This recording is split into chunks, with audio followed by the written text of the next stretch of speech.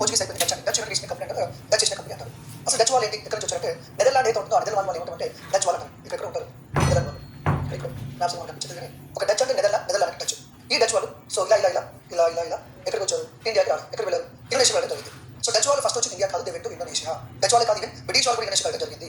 Okay, so మనకి starting గుర్తుపెట్టుకోవాల్సింది ఏంటంటే డచ్ మోర్ కాన్సన్ట్రేటెడ్ ఇండోనేషియా అదే ఇండియా. భారతదేశం ఎందుకంటే ఇండోనేషియా మీద కాన్సన్ట్రేషన్ చేశారు అని ఎందుకని కారణం చెప్తాను. రెండోది ఏంటంటే India is not only centre for spice అంటే కేవలం ఇండియా కాదు, ఇండోనేషియా స్పైసెస్ ఉంటాయి, అక్కడ స్పైస్ ఉంది అంటే ఏ కంట్రీలో దొరికి అక్కడ దొరుకుతా ఉంటారు. సో ఇక్కడ మనకి ఈ డచ్ వాళ్ళు ఏం చేశారంటే ఇండోనేషియా వెళ్ళారు, దాంతో ఇండియా రావడం జరిగింది. కానీ ఇండియాలో మొట్టమొదటి సెటిల్మెంట్ వచ్చేసి మచిలీపట్నం. పోర్చుగీస్ వాళ్ళు వచ్చారు, పోర్చుగీస్ ఫస్ట్ ఎక్కడ రీచారు, కాలికట్ రీచారు. ఫస్ట్ సెటిల్మెంట్ ఎక్కడ కొచ్చిన్, ఫస్ట్ హెడ్ క్వార్టర్ ఎక్కడ కొచ్చిన్. తర్వాత నెక్స్ట్ వచ్చేసి క్యాపిటల్ గోవా షిఫ్ట్ చేశారు ఎవరు, పోర్చుగీస్ వాళ్ళు. మరి డచ్ వాళ్ళకి ఫస్ట్ సెటిల్మెంట్ ఎక్కడ అనుకుంటారు, మన ఆంధ్రప్రదేశ్లో మన మచిలీపట్నం. ఒకవేళ ముసలిపట్నం అనే వాళ్ళము దాన్ని మచిలీపట్నం అంటారు. ఓకే, డచ్లో ఇండోనేషియాలో ఇండియాకి వచ్చారు, బట్ ఎక్కువ కాన్సన్ట్రేషన్ చేసింది ఇండోనేషియా కాబట్టి ఇండియా మీద కాన్సన్ట్రేషన్ చేయలేదు. బట్ డచ్ వెంట ఇండోనేషియా, లేటర్ బ్రిటిష్ వెంట ఇండోనేషియా, జపాన్ వాళ్ళు, డచ్ వాళ్ళు, పోర్చుగీస్ అందరూ ఇండోనేషియా వెళ్ళారు. అక్కడ కాన్ఫ్లిక్ట్ వచ్చింది, అక్కడ యుద్ధాలు జరిగినాయి. సో అక్కడ డామినేషన్ చేస్తున్నారంటే డచ్. ఇండియా తీసుకోండి, you take example of India, all Europeans came to India, but finally who was dominated, the British was dominated. Now all the companies went to Indonesia, but who was dominated, the Dutch was dominated. India got independence from British, Dutch got independence from Indonesia got independence from Dutch. Is it clear?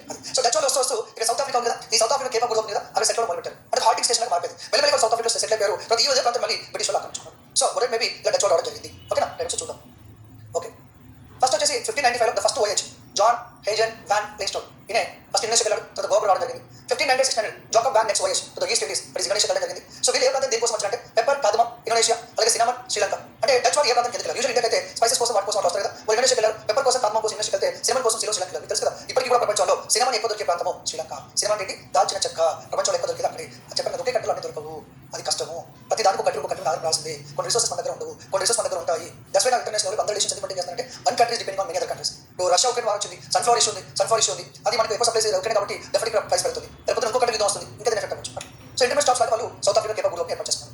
So వాళ్ళు ఎవరు ఎక్కడ first ఎక్కడ చూసినట్లయితే 16 వాళ్ళు బ్యాంటెన్ west జావాకి వెళ్ళారు, బ్యాంటెన్ వెళ్ళారు. Initial వాళ్ళు అక్కడే ఉన్నారు. ఇనిషియల్ వాళ్ళు వెళ్ళే ప్రాంతం ట్రేడ్ చేసిన ప్రాంతం బ్యాంటెన్ కాబట్టి సో బ్యాంటెన్ ట్రేడ్ కూడా పిలుస్తుంటారు, బాతియా ట్రేడ్ కూడా పిలుస్తుంటారు. తర్వాత 1610 to 19 ఆంబో అనే ప్రాంతానికి వెళ్ళారు. ఆ ప్రాంతం ఒక మ్యాచ్ జరిగింది. మనం చెప్పిన ఫస్ట్ వాళ్ళు వెళ్ళి ఇండోనేషియాకి. ఓకేనా, సో ఇండోనేషియా కింద కూడా వచ్చారు, 7 days గా రెండు వస్తుంది. బట్ ఎక్కువ కాన్సన్ట్రేషన్ చేసిన మటుకు ఇండోనేషియా. అయితే 1620లో ఈ ఇండోనేషియా ఉన్న ఆంబో అనే ప్రాంతంలో ఒక మారణకాండ హత్యాకాండ జరిగింది. వీ కాల్డ్ యాజ్ ఏ మ్యాస్కర్ అంటారు. ఏం సార్ మ్యాస్కర్ అంటే, ఇప్పుడు మామూలుగా అక్కడ పోర్చుగీస్ వాళ్ళు ఉన్నారు, జపానీస్ వాళ్ళు ఉన్నారు, బ్రిటిష్ వాళ్ళు ఉన్నారు. చిన్న క్లాస్ వచ్చింది, వాళ్ళు ఊచి కొత్త చంపేశారు. డచ్ వాళ్ళు చంపేశారు. కానీ డచ్ వాళ్ళే పోర్చుగీస్ వాళ్ళని, కొంత బ్రిటిష్ వాళ్ళని, కొంత జపనీస్ వాళ్ళని చంపారు. దానివల్ల బ్రిటిష్ డచ్ కాన్ఫ్లిక్ట్ స్టార్ట్ అయింది. ఇన్స్టెంట్ చిన్నగా ఉండొచ్చు, బట్ రైవల్ పెరిగిపోయింది, కాన్ఫ్లిక్ట్ బాగా స్టార్ట్ అయిపోయింది. ఇక్కడ నుంచి చెప్పేది ఇండోనేషియా చెప్తున్నాను. ఓకేనా, వీళ్ళకి ఫస్ట్ సెగ్మెంట్ ఎక్కడ అంటే మచిలీపట్నంలో. మరి ఎవరి దగ్గర పర్మిషన్ తీసుకున్నారంటే కుతుబ్ షాహీ దగ్గర పర్మిషన్ తీసుకున్నారు. సో దగ్గర permission from Qutub Shahi. So why Qutb Shahi sir అంటే అప్పట్లో మనకి సౌత్ ఇండియా మనకి మెయిన్గా విజయనగరం ఎంపైర్ ఉండేది. విజయనగరం ఎంపైర్ అంటే not entire south India. So Tamil Nadu, కొంత ఆంధ్రప్రదేశ్, కర్ణాటక ఇలా విజయనగరం ఎంపైర్ ఉండేది. దాంతోపాటు ఈ కొంచెం తెలంగాణ, కొంచెం ఆంధ్రాకి కలిపి పరిపాలించారు Qutub Shahi. It's called Golconda kingdom అంటారు. It's called Golconda kingdom, Qutub Shahi పరిపాలించారు. ఇక్కడ వచ్చేసి మన బీజాపూర్ ఉంటుంది, ఇక్కడ అహ్మదాబాద్ ఉంటుంది, ఉంటుంది. ఈ గోల్కొండ కింగ్డమ్ పరిపాలించారు అంటే కుతుబ్ షాహీ. సో తెలంగాణ ఆంధ్రాకి కలిపి పరిపాలించారు కుతుబ్ షాహీ. మనకు అదే ఇక్కడ ఇండియా మొత్తం ముగల్స్ పరిపాలించలేదు కదా, ఒక ప్రాంతం పరిపాలిస్తున్నారు. ఇప్పుడు ఫైవ్ సూరత్ ఉంది, సూరత్ ముగల్ కట్టలో అనుకోండి, సూరత్ వ్యాపారం చేయాలంటే ముగల్ పర్మిషన్ తీసుకోవాలి. నువ్వు మచిలీపట్నంలో వ్యాపారం చేయాలంటే ముగల్ పర్మిషన్ ఎందుకు,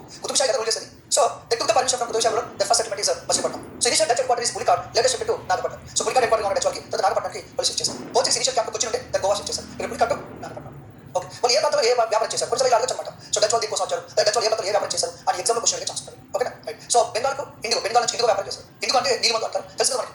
క్లాత్కి బ్లూ కలర్ డైయింగ్ చేస్తారు కదా, దానికోసం ఒక ప్లాంట్ ఉంటుంది, ఇండిగో ఒక మొక్క ఉంటుంది. ఆ మొక్క ద్వారా ఈ బ్లూ కలర్ ఎక్స్ట్రాక్ట్ చేస్తారు, దాని డైయింగ్ కోసం వాడతారు అనమాట. So silk Bengal, textile Bengal, Gujarat, opium నల్ల మందు అంటారు, తెలుసు డ్రగ్ ఓపియం. సో లీగల్ అడగదు, ఆ ఓపెన్ చేసి వెళ్ళి చేస్తారంటే చైనా ఎక్స్పోర్ట్ చేస్తారు. అది పేపర్ కోసం ఎక్కడ వాళ్ళ వాళ్ళకి వెళ్ళారు.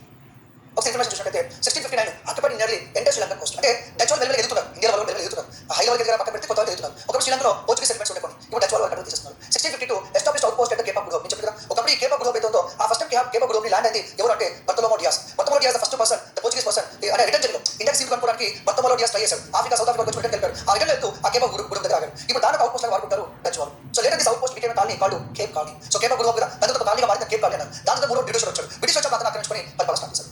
తర్వాత 1669 Dutch company was the richest company in the world. మీరు డచ్ కంపెనీ గురించి క్వశ్చన్ చెప్పాలి ఏంటంటే యాక్చువల్లీ ఇనిషియల్గా ఇండోనేషియాకి చాలా కంపెనీస్ వచ్చాయి, ఇండోనేషియాకి ఇండియాకి రకరకాల కంపెనీస్ వచ్చాయి. ఇలా ఒక కంపెనీ, రెండు కంపెనీలు, మూడు కంపెనీలు ఎందుకని చెప్పేసి వీళ్ళు 1602 ఏం చేశారంటే డచ్ యునైటెడ్ ఈస్ట్ కంపెనీ ఏర్పాటు చేశారు.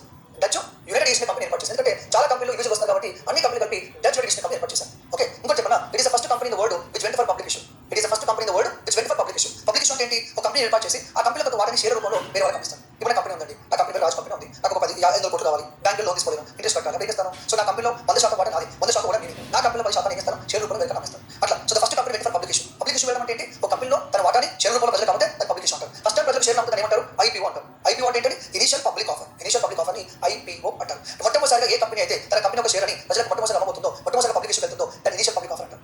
చాలా కంపెనీస్ ఉన్నాయి, లైక్ ఎల్ఐసి.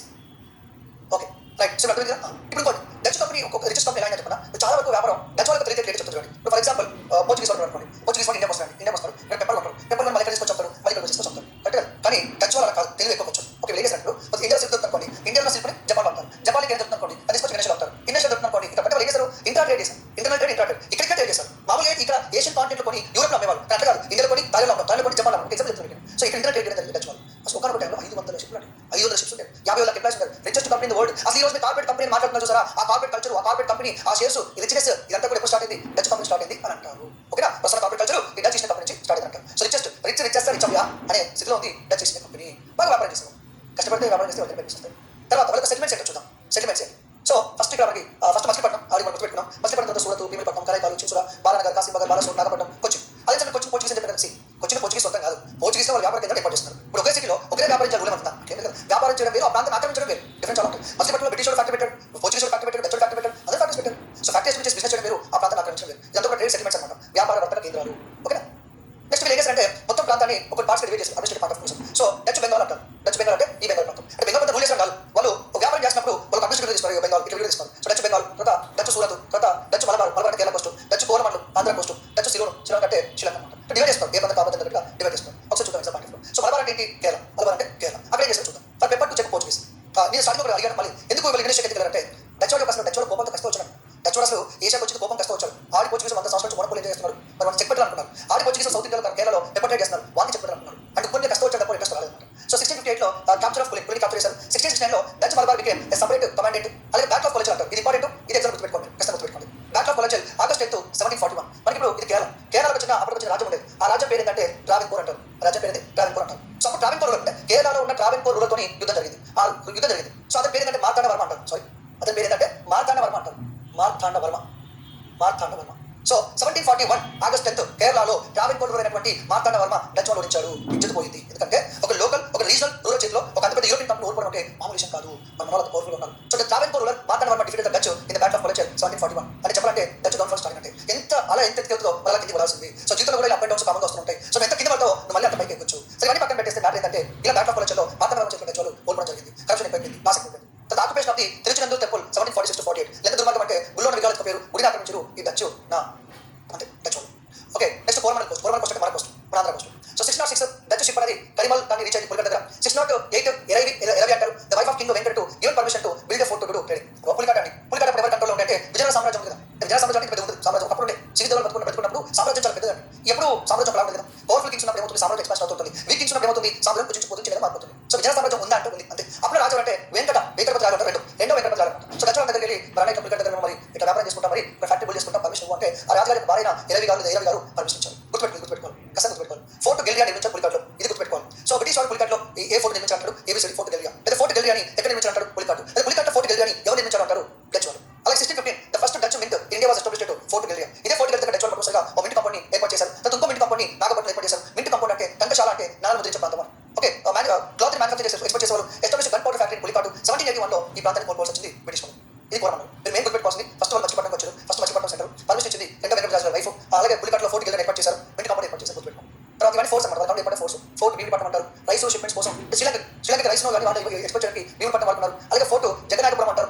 అది ఇది ఏంటంటే ఈ టైం నుంచి వాళ్ళ కంట్రోల్ ఉంది. ఇయర్స్ గుర్తుపెట్టుకుంటారు అవసరం అంటే టైం వేస్ట్, మెమరీ వేస్ట్. ఆ important textile trading post Jaggapeta. అలాగే పాల్గొని అంటారు, ఇక్కడ టెక్స్టైల్, లాంపాయిలు, వుడ్, రూఫ్ టైల్స్, బ్రిక్స్ ఇవన్నీ కూడా వ్యాపారం చేస్తున్నారు. అంటే ఏ ప్రాంతం దేనికి వ్యాపార కేంద్రం అని చెప్పడానికి చెప్పే ప్రయత్నం. తర్వాత ఇవన్నీ ఫోర్స్ అన్నమాట. ఫోర్ట్ గెలియా, ఫోర్ట్ విజయనగరం, ఇది గుర్తుపెట్టుకోండి, ఇది గుర్తుపెట్టుకోండి. ఈ ఆరు చెప్పిన మనకి మచిలీపట్నం, నిజాంపట్నం, గోల్కొండ ఫ్యాక్టరీ. ఓకే, అంతే. తర్వాత శ్రీలంక 1640 నుంచి 1796 వరకు శ్రీలంక చాలా కంట్రోల్ ఉంది. 1638 లో అక్కడ రాజు, శ్రీలంకలో ఉన్న రాజు ఎవరైతే ఉన్నారో రణసింగేతు అంటారు. శ్రీలంకలో ఉన్న అప్పుడు రాజ్యం పేరు వచ్చేసి క్యాండిడ్ కింగ్డమ్ అంటారు. క్యాండిడ్ కింగ్డమ్ అంటారు. ఆ క్యాండిడ్ కింగ్డమ్ తో రణసింగేతోని వీళ్ళు అగ్రిమెంట్ కూర్చోవడం జరిగింది. అది శ్రీలంక అంటారు. తర్వాత ఇక్కడ తీసుకుని మనకి సూరత్ ఉంది. సూరత్ కూడా వ్యాపారం చేశారు. సూరత్ అనేది తప్తి రివర్ అది ఉంటుంది. సూరత్ అనేది important trade city of Mughal trade city అనమాట. తర్వాత పోర్చుగీస్ వ్యాపారం చేశారు. దాని తర్వాత సూరత్ ని బ్రిటిష్ వ్యాపారం చేశారు. అలా ఒక్కొక్క వ్యాపారం చేస్తున్నారు. తర్వాత సూరత్ ఇంగ్లీష్ కంపెనీ కంట్రోల్ పెట్టింది. తర్వాత ఫెయిల్యూర్ అంటే డచ్ వాళ్ళు ఎందుకంటే బాధించిన ఆక్రమించలేకపోయారు. డచ్ నుంచి గుర్తుపెట్టుకోవాల్సిన richest company intermediate post with in the Asia trade చేశారు, అది గుర్తుపెట్టుకోండి. ఎక్కువ ఇంపార్టెన్స్ గణేష్ ఇచ్చారు, గుర్తుపెట్టుకోండి. ఆ ఫోర్స్ గుర్తుపెట్టుకోండి, సెటిల్మెంట్స్ గుర్తుపెట్టుకోండి, సరే ఓకేనా. బట్ డచ్ వాళ్ళు బాధించిన ఆక్రమించలేకపోయారు అనేది మనకి question. Number 1 they more concentrated on Indonesia. Indonesia ఎక్కువ కాన్సన్ట్రేషన్ చేశారు. ఇండోనేషియా ద్వారా ఇండియా గొడవగా ఉండేవాడు. రెండోది ఈ బ్రిటిష్ వాళ్ళ కాంపిటీషన్ ఎక్కువ ఉండేది ఇండియాలో ఎవరికంటే ఈ డచ్ వాళ్ళు. బ్రిటిష్ కాంపిటీషన్ ఎక్కువ ఉండేది. అది ఇండోనేషియా జరుగుతుంది, యూరోప్ జరుగుతుంది, ఇండియా జరుగుతుంది. ఎక్కడ డచ్ వాళ్ళకి బ్రిటిష్ వాళ్ళతో కాంపిటీషన్ అనమాట. అయితే అగ్రిమెంట్ వచ్చారు, టైం అగ్రిమెంట్ వచ్చారు. ఏంటి అగ్రిమెంట్ అంటే ఇక బ్రిటిష్ వాళ్ళు మీరు ఇండోనేషియా రావద్దు, ఇక్కడ ఏం పెట్టదు, మేము ఇండియా రావడం ఏం పెట్టాం అంతే. అంటే వెళ్తారా రారా చిన్న చిన్న వ్యాపారం చేసుకోవచ్చు కానీ ఇంటర్ఫియర్ అనమాట. అంటే Dutch will not interfere in India for in British office. British will not interfere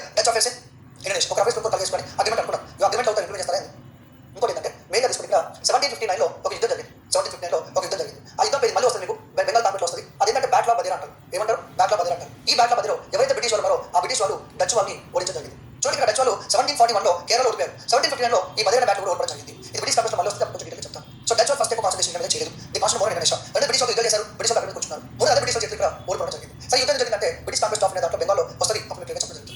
ఇది వచ్చేసి మనకి Dutch east India company, Dutch east India company అనమాట. ఓకేనా, ఇది డచ్కు సంబంధించి. ఓకే, నెక్స్ట్ వచ్చేసి డచ్ వాళ్ళు బ్రిటిష్ యుద్ధం అది ఇండియా జరగదు కాబట్టి పట్టించుకోలేదు, అక్కడ జరిగింది. నెక్స్ట్ పాయింట్ ఎవరు అని వచ్చి చూద్దాం. ఫస్ట్ ఎవరు వచ్చారు? పోర్చుగీస్ వాళ్ళు ఇలా ఇండియాకి వచ్చారు. పోర్చుగీస్ వాళ్ళు వచ్చారు. సెకండ్ ఎవరు వచ్చారు? సెకండ్ నెదర్లాండ్ వాళ్ళు వచ్చారు. ఆ నెదర్లాండ్ వాళ్ళు ఏమన్నా ఇండోనేషియా పేరు ఇండియాకి వచ్చారు. సెకండ్ వచ్చిన ఎవరు? ఇండోనేషియా వాళ్ళు, అది డచ్ వాళ్ళు వచ్చారు. సెకండ్ మరి థర్డ్ ఎవరు వచ్చారు? థర్డ్ ఎవరు వచ్చారు అని అడిగితే థర్డ్ వచ్చింది ఇంగ్లాండ్ వాళ్ళు. ఇంగ్లాండ్ వాళ్ళు థర్డ్ వచ్చారు ఇండియాకి. ఈ మొత్తం ముగ్గురులో నెక్స్ట్ వచ్చిన ఫ్రెంచ్ వాళ్ళు డేట్స్లో భారతదేశాన్ని ఆక్రమించుకొని పరిపాలన చేసిన ఎవరంటే బ్రిటిష్ వాళ్ళు. భారతదేశం ఆక్రమించుకొని పరిపాలన చేసిన ఎవరంటే బ్రిటిష్ వాళ్ళు. సో పోర్చుగీస్ అయిపోయింది, డచ్ అయిపోయింది. నెక్స్ట్ అతి ముఖ్యమైన భారతదేశాన్ని అన్ని సంవత్సరాలు పరిపాలించిన ఈస్ట్ ఇండియా కంపెనీ గురించి మనం డిస్కషన్ చేయబోతున్నాం.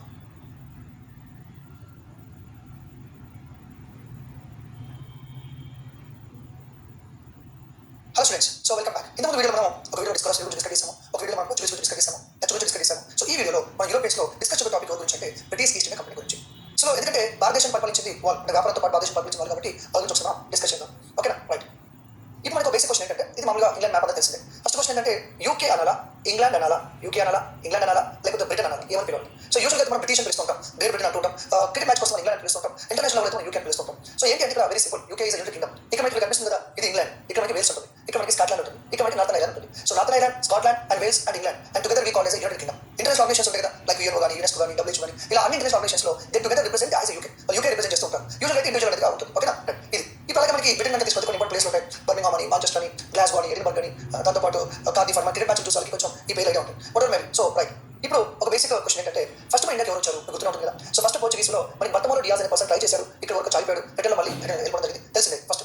Next Christopher Columbus try to discover to India, అక్కడికి వెళ్ళాడు. ఎక్కడ ల్యాండ్ అంటే మనకు తెలుసు కదా, ఇక్కడ మనకి ఎవరైతే సెంట్రల్ అమెరికా ఉందో ఆ సెంట్రల్ అమెరికా ల్యాండ్ అవడం జరిగింది. ఎవరు? క్రిస్టోఫర్ కొలంబస్ అనే వ్యక్తి. ఓకే, అంటే యాక్షన్ అంటే ఇండియాకి సీడ్ కనుకోవాలనే ఉద్దేశంతో సో ఇక్కడ సీడ్ కనుకోవడం జరిగింది. అది ఇక్కడ సెంట్రల్ అమెరికా వెళ్ళడం జరిగింది. అలా మొత్తం మనకి ఓవరాల్గా 4 times ట్రై చేశారు, బట్ ఫెయిల్ అయిపోయాడు. దాంతో వచ్చిన మూడు వ్యక్తి ఎవరంటే Vasco da Gama. So Vasco da Gama ఫైనల్గా సీడ్ డిస్కస్ చేయడం జరిగింది. సో వస్తూ ఆఫ్రికాలో ఇండియాకి హెల్ప్ తీసుకున్నారు. అంటే ఒక్కొక్క రకమైన పేరు చెప్తారు. మామూలుగా అయితే దాని ఏమంటారండి, అబ్దుల్ మాజిద్ అని రకరకాల పేరు చెప్తారు. ఆఫ్రికాలో ఇండియన్ హెల్ప్ తీసుకొని ఇండియాకి వచ్చారు. ఎంత మనం డిస్కస్ చేశారు. సో అంటే ఇక్కడ మ్యాటర్ ఏంటి, ఫస్ట్ పోర్చుగీస్ వాళ్ళు ఇండియాకి వచ్చారు, సెకండ్ డచ్ నెదర్లాండ్ వాళ్ళు ఇండియాకి వచ్చారు, ఇంకా థర్డ్ వచ్చిన అంటే బ్రిటిష్ వాళ్ళు వచ్చారు. మరి బ్రిటిష్ వాళ్ళు ఎందుకు వచ్చారు అంటే ముందుగా రూట్ లేదు కదా, సీడ్ కనుకోవాల్సిన నెసెసిటీ అవసరం ఎవరికి వచ్చింది, బేసిక్ ఎక్కువ పోర్చుగీస్ వాళ్ళకి స్పెయిన్ వాళ్ళకి వచ్చింది. అందుకే పోర్చుగీస్ వాళ్ళు ట్రై చేశారు. వాళ్ళు వర్కౌట్ అయ్యింది. వాళ్ళు చాలా సంవత్సరాలు ట్రై చేస్తే వర్కౌట్ అయింది కదా. ఎప్పుడో 1486 ట్రై చేస్తే 1648 వర్కౌట్ అయింది. మరి ఏమన్నా ఢిల్లీ టు లేకపోతే ముంబై టు గుజరాత్ కూడా ఒకసారి సముద్రం ఉంటుంది, 400 years టెక్నాలజీ లేదు, ఏం లేదు. అప్పట్లోనే ఈ సముద్ర ప్రయాణాలు చేశారు. ఆ సముద్ర ప్రయాణాన్ని మళ్ళీ డీకోడ్ చేసి వాళ్ళు కాబట్టి చాలా కష్టం.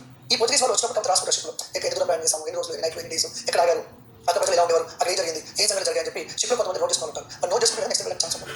అలా సో ఈ బ్రిటిష్ వాళ్ళకి చాలా టైం పట్టిందని చెప్పొచ్చు. ఓకేనా, రైట్. కూడా ఇక్కడ మనకి ఇంకో బేసిక్ క్వశ్చన్ ఏంటంటే, ఇది ఎవరో తెలుసా? ఎలిజబెత్ వన్ అంటారు. అంటే పెయింటింగ్ చూసి మీరు కొంచెం డెవలప్ అవసరం లేదు. సో అప్పుడు వేసిన పెయింటింగ్ అది. సో ఎలిజబెత్ వన్ అంటారు. Okay, right. ఇప్పుడు నాకు బేసిక్ క్వశ్చన్ ఏంటంటే, ఈస్ట్ ఇండియా కంపెనీ అయితే ఉందో అది ప్రైవేట్ కంపెనీ, గవర్నమెంట్ కంపెనీ?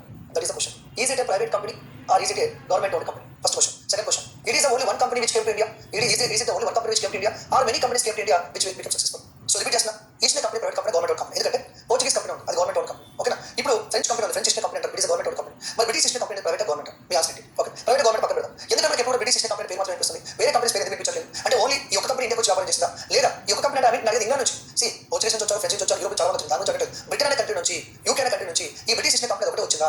ఎందుకంటే మనం ఇప్పుడు ఆ కంపెనీ గురించి మాట్లాడతాము, ఎందుకంటే వాళ్ళ పరిపాలన చేసింది. సో ఇది only one company which came to India or many companies came to India? మరి చాలా కంపెనీస్ కనుక వచ్చినట్టయితే ఈ ఒక కంపెనీ గురించి ఎందుకు మాట్లాడుతున్నాం మనం? అంటే ఒక కంపెనీ సక్సెస్ అయిందా, ఆ ఒక కంపెనీ గవర్నమెంట్ సపోర్ట్ చేసిందా, లేదా గవర్నమెంట్ కంపెనీ కాబట్టి ఒకటే ఉందా? సో ఈ ప్రశ్నకి సమాధానం ఏంటంటే ఇస్తాను. ఫస్ట్ మనకి ఇక్కడ 1574లో ఈ బ్రిటన్ సంబంధించిన ఫ్రాన్సిస్ డ్రేక్ అనే వ్యక్తి, అప్పట్లో కొంతమంది ప్రపంచం చుట్టూ రావాలి, చాలా మంది తిరిగి రావాలి, ఇలా చాలా మంది సముద్రంలో ఉండేవారు. ఇలా ఫ్రాన్సిస్ డ్రేక్ అనేది అప్పట్లోనే ప్రపంచం చాలా మంది తిరిగి వచ్చే ప్రయత్నం చేశారు. దానిలో భాగంగా పోర్చుగీస్ షిప్ మీద పడడం, దాన్ని దొంగతనం చేయడం, దోచుకోవడం, దానిలో పోర్చుగీస్ వాళ్ళు ఇండియన్ ప్రాణికి సంబంధించిన సముద్ర ప్రాణికి సంబంధించిన డీటెయిల్స్ దొరకడం జరిగింది. దాని తర్వాత మనకి రాస్ బిల్స్ అంటారు. ఈ పర్సన్ పోర్చుగీస్ వాళ్ళకి దొరికాడు, ఎక్కడ దొరికాడు, వాళ్ళు ఇండియాలో ఒక రూపాయి దాచిపెట్టారు, పర్సన్ కింద జైలు పెట్టారు, మళ్ళీ తప్పించుకొని పెట్టారు. పోయినప్పుడు ఇండియా గురించి చెప్పారు, ఇండియా వస్తుంది, చాలా వస్తుంది, ఇంత సంబంధం చెప్పారు. తర్వాత మళ్ళీ 1588లో స్పానిష్ అర్బన్ అంటారు. అంటే ఇక్కడ బ్యాటిల్ జరిగాయి, యూరోప్లో కూడా బ్యాటిల్ జరిగాయి, దాన్ని స్పానిష్ అర్బన్ అంటారు. సో ఈ బ్యాటిల్లో బ్రిటిష్ విజయం సాధించడం జరిగింది. వాళ్ళు విజయం సాధించడం ద్వారా అంటే ఇక్కడ మ్యాటర్ ఏంటంటే, అప్పటిదాకా మనకి ఈ సీ ట్రేడ్ అంటే సముద్రం సంబంధించి, సముద్రం అంటే షిప్ అంటే పోర్చుగీస్ వచ్చారు, ఇలాగ పోర్చుగీస్ మంచి షిప్స్ నిర్మించారు అని ఫీలింగ్ ప్రపంచం ఉంది. కానీ ఎప్పుడైతే బ్రిటిష్ వాళ్ళు ఈ యుద్ధం గెలిచారో ప్రపంచానికి ఈ బ్రిటిష్ యొక్క నావీ పవర్ అంటే బాగా తెలిసిపోయింది. బ్రిటిష్ దగ్గర చాలా స్ట్రాంగ్ షిప్స్ ఉన్నాయి, వాళ్ళు ఇంత పవర్ఫుల్ విషయం ప్రపంచం తెలిసింది ఈ 1588 వల్ల. తర్వాత 1599లో అంటే ఇవన్నీ సంఘటనలు జరిగాయి, ఇండియా గురించి తెలుస్తుంది, చాలా మంది గురించి ట్రై చేస్తారు. వాళ్ళు తెలిసింది కొంతమంది అండి, తెలియని వాళ్ళు చాలా. మనకి ఇప్పుడు గెలిచిన వాళ్ళ పేరు ఉంటుంది, ఎగ్జామ్ పాస్ అయిన వాళ్ళ పేరు ఉంటుంది, ర్యాంక్ వచ్చిన వాళ్ళ పేరు ఉంటుంది, ఫెయిల్ వాళ్ళ పేరు ఉంటుంది. అర్థం ఫెయిల్ అయిన వాళ్ళు కాంపిటేషన్ సక్సెస్ ఆడే వాళ్ళు టాలెంట్ పరంగా బతకడం అలా కదండి. సక్సెస్ఫుల్ విలువ చెప్తున్నారు. సో సక్సెస్ వస్తేనే మన పేరు మన గుర్తింపు ఉంటుంది, లేకపోతే ఎంత కష్టపడే ఎవరు పట్టించుకుంటాం. సో 1599 కంటే ముందు బ్రిటన్ నుంచి చాలా మంది ఇండియా ట్రై చేశారు, వర్కౌట్ అవ్వలేదు. అందులో చచ్చిపోవడమో, రిటర్న్ రాకపోవడమో, ఇంకేదో జరుగుతుంది కదా. సో 1599 లో కొంతమంది మర్చెంట్స్ అప్పుడున్న ఎలిజబెత్ గారు, ఎవరైతే ఎలిజబెత్ గారు ఉన్నారు ఆ ఎలిజబెత్ గారు వన్ గారిని మీట్ అయ్యారు. మీట్ అయ్యి అయ్యా రాణి గారు ఇలా ఇండియాతో వ్యాపారం చేస్తాము పర్మిషన్ ఇవ్వండి అన్నారు. ఓకే, మరి వాళ్ళు ఏమంటారు అంటే గ్రూప్ ఆఫ్ మర్చెంట్స్ అంటారు. ఏమంటారు? గ్రూప్ ఆఫ్ మర్చెంట్స్ అంటారు. సో గ్రూప్ ఆఫ్ మర్చెంట్స్ లేదా group of adventures merchants of adventures పిలుస్తున్నారు. అయితే తర్వాత ప్రైవేట్ పీపుల్ అడిగితే ఇవ్వలేదు. తర్వాత మళ్ళీ రిక్వెస్ట్ చేశారు. అప్పుడు 16 డిసెంబర్ 31 ఎవరైతే క్వీన్ ఎలిజబెత్ గారు ఉన్నారో తనకు రాయల్ చార్టర్ అంటే ఒక చట్టాన్ని పాస్ చేసి ఏదైతే బ్రిటిష్ ఈస్ట్ కంపెనీ ఉందో అంటే group of adventures group of merchants ఏమంటామంటే బ్రిటిష్ ఈస్ట్ కంపెనీ అంటాం. అలా బ్రిటిష్ ఈస్ట్ కంపెనీ ఏర్పడారు పర్మిషన్ జరిగింది. నేను మళ్ళీ రిపీట్ చేస్తాను. ఇలా ట్రై చేశారు. కొంతమంది గ్రూప్ ఆఫ్ మర్చెంట్స్ రాణి గారు అడిగారు ఇలా ఇండియాకి వ్యాపారం చేస్తే పర్మిషన్ ఇవ్వండి అని. ఇనిషియల్ వచ్చిన ప్రపోజల్ రాణి గారు నచ్చలేదు, పర్మిషన్ ఇవ్వలేదు. తర్వాత వాళ్ళు ఇచ్చిన ప్రపోజల్ రాణి గారు నచ్చింది, ఇప్పుడు రాణి గారు పర్మిషన్ ఇచ్చారు. Is clear. సో ఈ బ్రిటిష్ ఈస్ట్ కంపెనీ అంటారు కానీ మామూలు ఉద్యోగులు ఎంత పేరు ఉండే the merchants of governors of London something పేరు ఉంటుంది. ఆ డిస్ప్లే అనేది రాలేదు ఇక్కడ. సో 16 డిసెంబర్ 31 రాణి గారు ఒక ఆర్డర్ పాస్ చేసి ఈ బ్రిటిష్ ఈస్ట్ కంపెనీకి నేను పర్మిషన్ ఇస్తున్నాను, ఈ కంపెనీ ఇండియాకి వ్యాపారం చేస్తుంది అని పర్మిషన్ జరిగింది. ఓకే, ఇప్పుడు ఒక క్వశ్చన్ ఆన్సర్ దొరికింది. British east company is private company or government company? The answer is private company. The second question is it only one company which came to India or many companies came to India? The answer is only one company came to India. How sir? Because on this day the Elizabeth was given permission along with 15 years monopoly rights.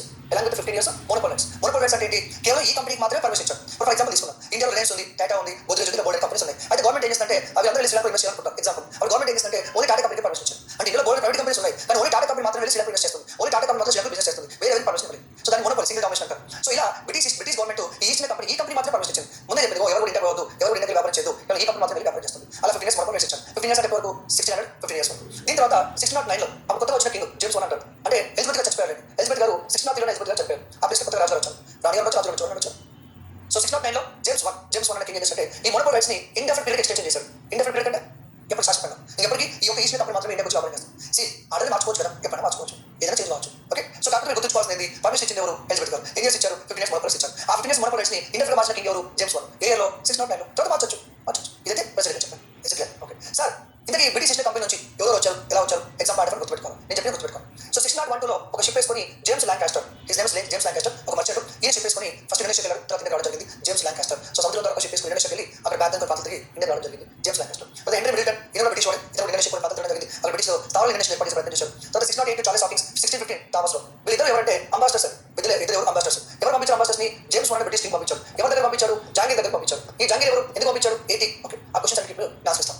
So India ఇప్పుడు Europeans అందరూ ఎందుకు వస్తున్నారు? వ్యాపారం కోసం వస్తారు. అంటే India వ్యాపారం కోసం వస్తారు. ఇప్పుడు అమెరికా ఇండియా వచ్చి వ్యాపారం చేయాలంటే ఫస్ట్ ఇండియా గవర్నమెంట్ పర్మిషన్ తీసుకోవాలి, పర్మిషన్ తీసుకునే చేసింది. మరి అప్పుడు కూడా ఈ యూరోపియన్స్ బ్రిటిష్ వచ్చినప్పుడు ఇది వ్యాపారం చేయాలంటే స్థానాలు ఏర్పాటు చేసుకోవాలంటే ఎవరు పర్మిషన్ కావాలి? కింగ్స్ పర్మిషన్ కావాలి. మరి ఇండియన్ పరిపాలిస్తుంది ఎవరు? సో నార్త్ ఇండియా మోస్ట్లీ పరిపాలించింది ముగల్స్. ఇక్కడ మనకి మన తెలంగాణ ఆంధ్ర ప్రాంతం పరిపాలిస్తుంది గోల్కొండ సుల్తాన్స్, అది గోల్కొండ రాజ్యం, కుతుబ్ షాహీస్ పరిపాలిస్తున్నారు. మరి ఇక్కడ కొంత విజయనగర సామ్రాజ్యం ఉంది, ఇక్కడ బీజాపూర్ రాజ్యం ఉంది, ఇక్కడ అహ్మద్నగర్ రాజ్యం ఉంది. అంటే ఎక్కడైతే వ్యాపారం చేయాలనుకుంటారో అక్కడ పర్మిషన్ ఇస్తారు. సపోజ్ బ్రిటిష్ అనుకోండి, they want to do trade in Hyderabad అనుకోండి, then they should take the permission from Golconda sultan and Qutb Shahis. Suppose they want to do trade in Bengal అనుకోండి, Bengal is under control of Mughals, Mughals permission తీసుకోండి. సింపుల్. సో అప్పుడు north India maximum ఎవరి కంట్రోల్ ఉన్నాయి? Mughal control ఉన్నారు. అందుకని James ఏం చేశారంటే జేమ్స్ రాజు చేశారంటే ఇద్దరు నమస్తే పంపించారు జాంగీర్ కోటి. మరి జాంగీర్ ఎవరు అంటే ముగల్ ఎంపర్. జాంగీర్ ఎవరు? ముగల్ ఎంపర్. ముగల్ ఎంపర్ లిస్టులో తీసుకున్నట్టయితే మామూలుగా నేను ముగల్స్ నుంచి ప్రస్తావన లేదు చెప్తున్నాను.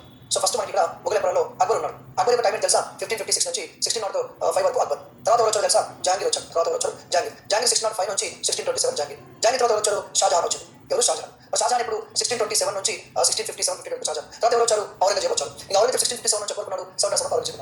ఇది గుర్తుపెట్టుకోవాలి, మామూలుగా గుర్తుపెట్టుకోవాలి. ఇప్పుడు ఎందుకు రాసింది తెలుసా? సింపుల్ క్వశ్చన్ మాట. మరి east company was founded in London at the point of time who was the Mughal emperor. And east company బ్రిటన్లో స్థాపించారు, ఇక్కడ స్థాపించలేదు, మనకు సంబంధం లేదు. కానీ ఈస్ట్ కంపెనీ బ్రిటన్లో స్థాపించినప్పుడు లండన్ స్థాపించినప్పుడు అప్పుడు ఇండియన్ ముగల్ చక్రవర్తి ఎవరు అంటే అక్బర్ ఉన్నాడు. ఎందుకంటే 1556 నుంచి 1605 వరకు. మరి ఈ జేమ్స్ అనే వ్యక్తి ఇది అంబాసిడర్ ఇండియా పంపించారు. ఎవరు? చార్లెస్ హాకిన్స్ థామస్ లో. అంటే 1608 1615. మరి ఇతర అంబాసిడర్స్ ఇండియాకి వచ్చినప్పుడు నార్త్లో ముగల్ చక్రవర్తి ఎవరు అంటే జాంగీర్ 1605 నుంచి 1627 వరకు. So simple question. So Charles Hawkins visited the court of Jahangir, Thomas Roe visited the court of Jahangir. ఇద్దరు జాంగీర్ కోర్ట్ విజిట్ చేశారు పర్మిషన్ కోసం. పంపించిన ఎవరంటే British king James one. So పంపించిన ఎవరు అడగచ్చు, ఎవరు పంపించారు అడగచ్చు, ఎవరు కూడా పంపించారు. ఇద్దరు పర్మిషన్ కోసం వచ్చారు, ఇక్కడ వ్యాపారం చేయడానికి పర్మిషన్ కోసం వచ్చారు. సో అలా మనకి జేమ్స్ ల్యాంకాస్టర్ ఫస్ట్ వచ్చాడు, మిలిటరీ ఇండోనేషియా వెళ్ళారు. సో చార్లెస్ హాకిన్స్ థామస్ లో ఇద్దరు కూడా జాంగీర్ కోర్ట్ సంవత్సరం పాటు ట్రేడ్ కోసం పర్మిషన్ కోసం ట్రై చేశారు.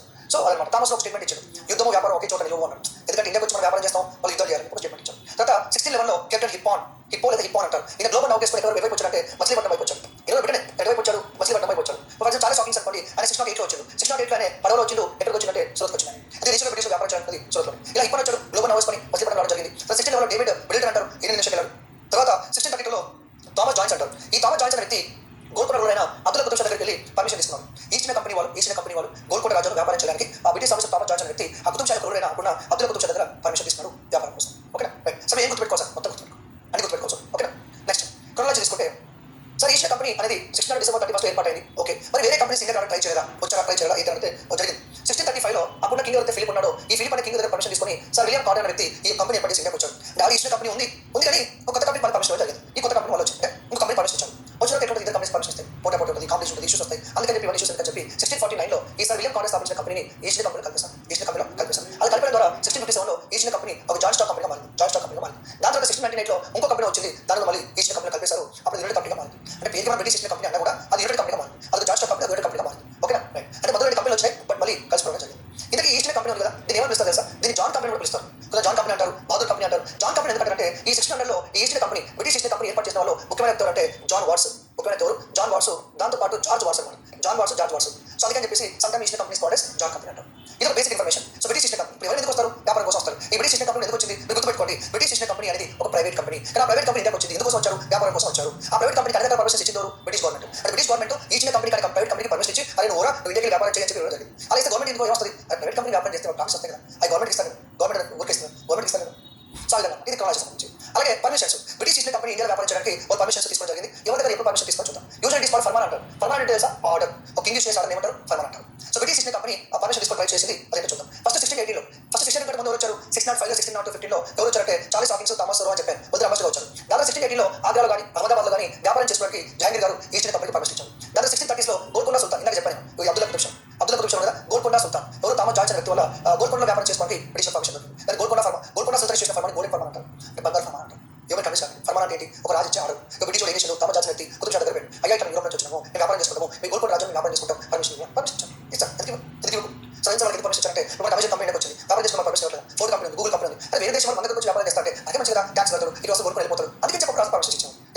ఎందుకంటే మన రాష్ట్రం వాళ్ళ దగ్గర ఎక్స్పోర్ట్ చేస్తారు, వాళ్ళు మన దగ్గర వచ్చి కొనుక్కుంటారు. 1667లో బెంగాల్ వ్యాపారం చేసుకోవడానికి పర్మిషన్ ఇచ్చింది ఎవరంటే Aurangzeb. So Aurangzeb was given permission to east India company to trade in Bengal. దాంతో హుగ్లీ గురించి పర్మిషన్ ఇచ్చింది ఎవరంటే ఔరంగజేబ్. దాంతో 1770లో ఫరూక్ షా ఫర్మాన్ అంటారు, ఈజ్ వెరీ ఇంపార్టెంట్. 1770లో ఫరూక్ షా ఫర్మాన్ ఈజ్ వెరీ ఇంపార్టెంట్. ఎందుకంటే దీని Magna Carta for East India Company అంటారు. ఏమంటారు? Magna Carta for East India Company అంటారు. సో పార్టీ పదహారు వినే ఉంటారు. So Magna Carta for East India Company అంటారు. అంటే గేమ్ చేంజ్ లాగా, ఎప్పుడైతే సిచువేషన్ గేమ్ చేంజ్ లాగా ఉంటుందో దాన్ని మ్యాగ్నా కార్టా అంటారు. ఫర్ ఎగ్జాంపుల్ మనం క్రికెట్ చూస్తుంటాం, ఒక క్యాచ్ పడతారు, ఆ క్యాచ్ పట్టే వల్ల గేమ్ మారిపోతుంది, ఆ క్యాచ్ నిజంగా గేమ్ మారిపోయింది. ఒక నోబాల్ ఏదో మనం అనుకుంటారా, అలా ఒక్క నోబాల్ వేసి చూసినా మొత్తం గేమ్ మారిపోతుంది అంటారు. అలా ఒక 4 ఆఫ్ గేమ్ మారిపోయింది. అట్లా సిచువేషన్ చేంజెస్ ఉంటాయి. అలా ఈస్ట్ ఇండియా కంపెనీ ఒక ఫేట్ ఇండియాలో మారిపోయింది. ఈ ఫరూక్ షా అనే ఎంపరర్ ఇచ్చిన ఆర్డర్ ఏంటి ఒకసారి చూద్దాం. ఫరూక్ షా ఫర్మాన్. ఇందుకు ఫరూక్ షా ఎవరు అంటే ముఘల్ ఎంపరర్ అనమాట. ఏమైనా చూద్దాం. బ్రిటిష్ వాళ్ళు అక్కడ చిన్న వ్యాపారం చేస్తారు. ఆడ బెంగాల్లో కూడా హుగ్లీలో, కాశీ బజార్లో చిన్న ప్రాంతాల స్థానాలు ఏర్పాటు చేసుకుని వ్యాపారం చేస్తారు. ఈ ముగ్గురు ఫరూక్ షా ఉన్నారు కదా, ఆ ఫరూక్ షా హెల్త్ ప్రాబ్లం వచ్చింది, అది క్యూర్ అవ్వట్లేదు. ఇక్కడ మనకి కలకత్తా ఉంటుంది, కలకత్తాలో ఫోర్ట్ విలియం అంటారు అనమాట. అప్పుడు వాళ్ళు అనుకున్న ఏమంటారు? ఫోర్ట్ విలియం అంటారు.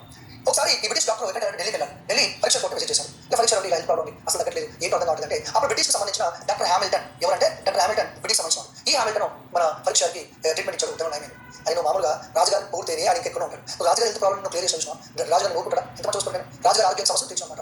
అంటే ఎవరికి అని చెప్పి వజ్ర వైద్యులు మనకంతా మారికెళ్ళని చెప్పేసి మంచి పైసలు ఇచ్చాడు. రాజుగారి హెల్త్ ప్రాబ్లం క్లియర్ కాబట్టి హ్యామిల్టన్ మంచి పైసలు ఒట్టి చాలా ఇచ్చాడు. ఇచ్చిన మనం ఈయన ఉండొచ్చు కదా, ఈయన ఉండొచ్చు అంటే ఉన్నట్టు అట్లా కాదు, ఈయన ఉండొచ్చు అంటే అర్థం ఈయన ఉంటే మంచి ఉండగా నాతో ఉంటే నాకు ప్రాబ్లం చూసుకోవచ్చు ఉండాలి. Okay right. ఇదంతా సూర్యుడు చెప్తున్నారు మీరు అనవచ్చు. ఎందుకంటే ఇలా డాక్టర్ హ్యామిల్టన్ ఫరూక్ షా గారికి హెల్త్ ప్రాబ్లం నయం చేసిన తర్వాత అప్పుడు బ్రిటిష్ వాళ్ళు ఫరూక్ షా కలిసి అయ్యా మేము ఎప్పటి నుంచి బెంగాల్లో వ్యాపారం చేస్తున్నాము, మేము చాలా ట్యాక్స్ కడుతున్నాము, మాకు సమస్య వస్తుంది, కొంచెం మా అప్లికేషన్ చూడాలి అన్నాడు. సో ఆడికి హెల్త్ ప్రాబ్లం నయం చేసిండు, హ్యాపీగా ఉన్నాడు. హ్యాపీనెస్ ఏదో చెప్పినా ఆయన ఎప్పటి నుంచి డాక్టర్ మ్యారేజ్ చేయాలనుకుంటున్నారు, ప్రసారి పోస్ట్ అవుతూ వస్తుంది, హెల్త్ ప్రాబ్లం క్లియర్ కాబట్టి డాక్టర్ మ్యారేజ్ మంచి క్లియర్గా చేసుకోవడం జరిగింది. సో రాజుగా హ్యాపీగా సంతోషం ఆ టైం వెళ్ళి సందర్భానికి ఇట్లా పర్మిషన్ వచ్చిందా టైచల్ పాయింట్ సందర్భం పెట్టి అది ఫర్మాన్ ఇష్యూ. ఏంటి ఫర్మానా? ఇంతకీ ఫరూక్ షా ఇచ్చిన ఫర్మానా ఏంది, దాంట్లో ఏముంది అంటే చెప్తాడు. నెంబర్ 1, ఈ బ్రిటిష్ ఈస్ట్ ఇండియా కంపెనీ ఏదైతే బెంగాల్ ఉందో ఆ బెంగాల్లో ట్యాక్స్ కట్టకుండా వ్యాపారం చేసుకుంటారు. ఇప్పుడు బ్రిటిష్ బెంగాల్ వ్యాపారం చేస్తారు, అమ్ముతారు కొంటారు, అమ్మినా కొన్నా కానీ ట్యాక్స్ కట్టాలి గవర్నమెంట్, ట్యాక్స్ కట్టకుండా. ఇప్పుడు వీళ్ళు ఏమంటారు అంటే సార్ ఇట్లా వస్తువులు మేము మా వెహికల్లో తీసుకొస్తున్నాము, ఎక్కడ పోయినా మేము అవి ట్యాక్స్ కట్టుతారు, మీరు అట్లా చాలా ప్రాబ్లం అన్నారు. అందుకే ఏం చేశారు, ఈ బ్రిటిష్ బూట్స్ ఏవైతున్నాయో ఆ బ్రిటిష్ బూట్స్ ని ట్యాక్స్ నుంచి ఎక్సెప్షన్ చేయడం జరిగింది. అంటే డ్యూటీ నుంచి ఎక్సెప్షన్ చేశారు. అదే డ్యూటీ ఫ్రీ అంటారు. డ్యూటీ అంటే ట్యాక్స్ అనమాట, డ్యూటీ అంటే ట్యాక్స్ అనమాట. అంటే ఇప్పుడు సపోజ్ నేను బ్రిటిష్ ఉంది, ఒక లారీ ఉంది, లారీలో ఒక 1000 బూట్స్ ఉన్నాయి, అలా కలకత్తా కూడా పోతుంది, కలకత్తాలో ఆపేరు బ్రిటిష్ బూట్స్ కదా ట్యాక్స్ కట్టమన్నారు. ఇప్పుడు నుంచి ట్యాక్స్ కట్టారు. బ్రిటిష్ ఈస్ట్ కంపెనీ వాళ్ళు ఏవైతే ఆ గూడ్స్ ట్రాన్స్పోర్ట్ చేస్తూ ఉంటారో అలా చేసేటప్పుడు బ్రిటిష్ వాళ్ళు ట్యాక్స్ కట్టారు. ట్యాక్స్ కట్టకపోతే అంటే ఫ్రీగా వ్యాపారం చేస్తారు, మనం ఫ్రీగా వ్యాపారం చేస్తారు. మన అట్లయితే గవర్నమెంట్ ఇంకా ఎక్కడ వస్తుంది? బ్రిటిష్ ఏమంటే అయ్యా ఫరూక్ షా గారు మీరు టెన్షన్ పడకండి, ఫ్రీగా ఏం వ్యాపారం చేయము, మీకు సంవత్సరానికి 3000 అని చెప్పి. అంటే ఇప్పుడు బస్ సింపుల్ అండి, ఒక బస్ లెక్క మీరు ప్రతిరోజు బస్ టికెట్ తీసుకుంటారు కదా, ప్రతిరోజు బస్ టికెట్ తీసుకుని ఖర్చు అనుకో ఆర్టీసీ ఏమంటారు రోజు టికెట్ తీసుకోకు బస్ పాస్ తీసుకోవాలి. అలాగే ఆర్టీసీ బస్ స్టాండ్కి వెళ్ళి 1000 రూపాయలు బస్ పాస్ తీసుకుంటారు. ఆ బస్ పాస్ తీసుకుంటే ఏమైతే మీకు మీరు నెల రోజులు ఎన్ని బస్ ఎక్కచ్చు దిగచ్చు, మీరు బస్ టికెట్ తీసుకోవాల్సిన అవసరం లేదు. సేమ్ అంటే బ్రిటిష్ ఏం చేస్తారంటే 3000 రూపాయలు ముగ్గురు కడతారు, సంవత్సరం కడతారు, తర్వాత పెంచుకుంటారు, 3000 కడతారు. ఇక బెంగాల్ వ్యాపారం చేసినప్పుడు ట్యాక్స్ కట్టాల్సిన అవసరం లేదు. అట్లా ఓకేనా? సో అది సంగతి ఇక్కడ అనేది ఫరూక్ షా ఫర్మానాలో ఉంది. అలా బ్రిటిష్ ట్యాక్స్ పే చేయాల్సిన అవసరం అనేది లేకుండా బెంగాల్. దాంతోపాటు హైదరాబాద్ అది డెక్కన్ అంటాం, డెక్కన్లో కూడా వ్యాపారం కలిగారు. సో డెక్కన్లో వ్యాపారం చేసుకోవచ్చు, బట్ డెక్కన్ ఎగ్జామ్ పరిపాలన ఉంది కాబట్టి సో డెక్కన్లో ఉన్న కండిషన్ ప్రకారం వ్యాపారం చేసుకోవచ్చు. దాంతోపాటు నెక్స్ట్ గుజరాత్ కూడా వ్యాపారం చేసుకోవచ్చు. బట్ మెయిన్గా వాళ్ళు ఎంజాయ్ చేసి వాళ్ళకి అవకాశం ఎక్కడంటే బెంగాల్లో డ్యూటీ ఫ్రీ ట్రేడ్ అంటారు. సపోజ్ ఇప్పుడు నేను అనుకో బస్ ఎక్కడ కాసిన టికెట్ తీసుకుంటాడు, ఏదైనా ఆర్టీసీలో 1000 రూపాయలు కట్టినా అని అనుకో, ఇది ప్రూఫ్ ఏంటంటే అప్పుడు ఏం చూపెట్టాలి, బస్ పాస్ చూపెట్టాలి. బస్ పాస్ చూపెట్టి కట్టిన టికెట్ కదా అడిగాడు. మరి బ్రిటిష్ వాళ్ళు ఫ్రీగా వ్యాపారం చేయాలంటే మరి పొద్దున ఎవరు కూడా ఎక్కడ బ్రిటిష్ వాళ్ళు అని ఫంక్షన్ మొదలు కట్టిన ప్రూఫ్ ఏంటంటే సో అక్కడ ఎట్లయితే బస్ పాస్ తీసుకుంటావో వీళ్ళు బస్ పాస్ ఇష్యూ చేస్తారు. అంటే బస్ పాస్ దాని ఏమంటారు అంటే దస్తఖత్ అంటారు. దస్తఖత్ అంటే ఏంటంటే డ్యూటీ ఫ్రీ ట్రేడ్ పాస్ అంటారు.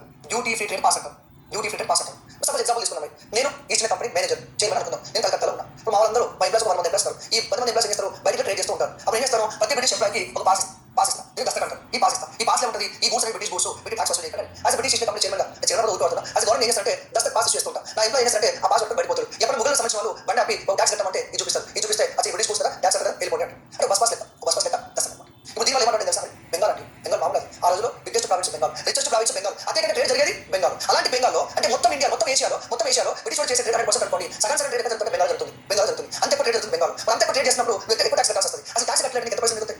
నేను ఇన్కమ్ ట్యాక్స్ కట్టలేదు గవర్నమెంట్ లాస్ అవ్వదు, నేను అది మొత్తం అదే ముఖేష్ ఇన్కమ్ ట్యాక్స్ కట్టలేదు ఎంత మిగులుతాయి? కోట్లు ముఖేష్ మిగులుతాయి. అలా ఈస్ట్ కంపెనీ ట్యాక్స్ కట్టకపోతే మన ఫైనాన్షియల్ బెనిఫిట్ అవుతుంది లేదా? అంతే అర్థం కదా. అట్లా ట్యాక్స్ కట్టలేదు ఫైనాన్షియల్ బెనిఫిట్ అయ్యింది. ఎప్పుడైతే కంపెనీ ఫైనాన్షియల్ బెనిఫిట్ అయిందో అప్పుడు యుద్ధం చేసుకున్నాను. నువ్వు ఫ్యూచర్ యుద్ధం చేయడానికి నేను పైసలు కదా మరి ఈస్ట్ కంపెనీ ఫైనాన్షియల్ స్ట్రెంత్ కాబట్టి ఫ్యూచర్ యుద్ధం చేసే అవకాశం వచ్చింది. అండ్ ఈస్ట్ కంపెనీ ఫేట్ ఏమైంది మారిపోయింది. అలా 17 ఫైనాన్షియల్ ఫార్మానా ద్వారా ఈస్ట్ కంపెనీ స్వేచ్ఛగా ఫ్రీగా వ్యాపారం చేసిన అనుమతి పొందింది, మస్తు పైసలు సంపాదించారు. అలా ఫైనాన్షియల్ ఈస్ట్ కంపెనీ ఏమైంది స్ట్రాంగ్ అయిందని చెప్పొచ్చు. ఓకేనా?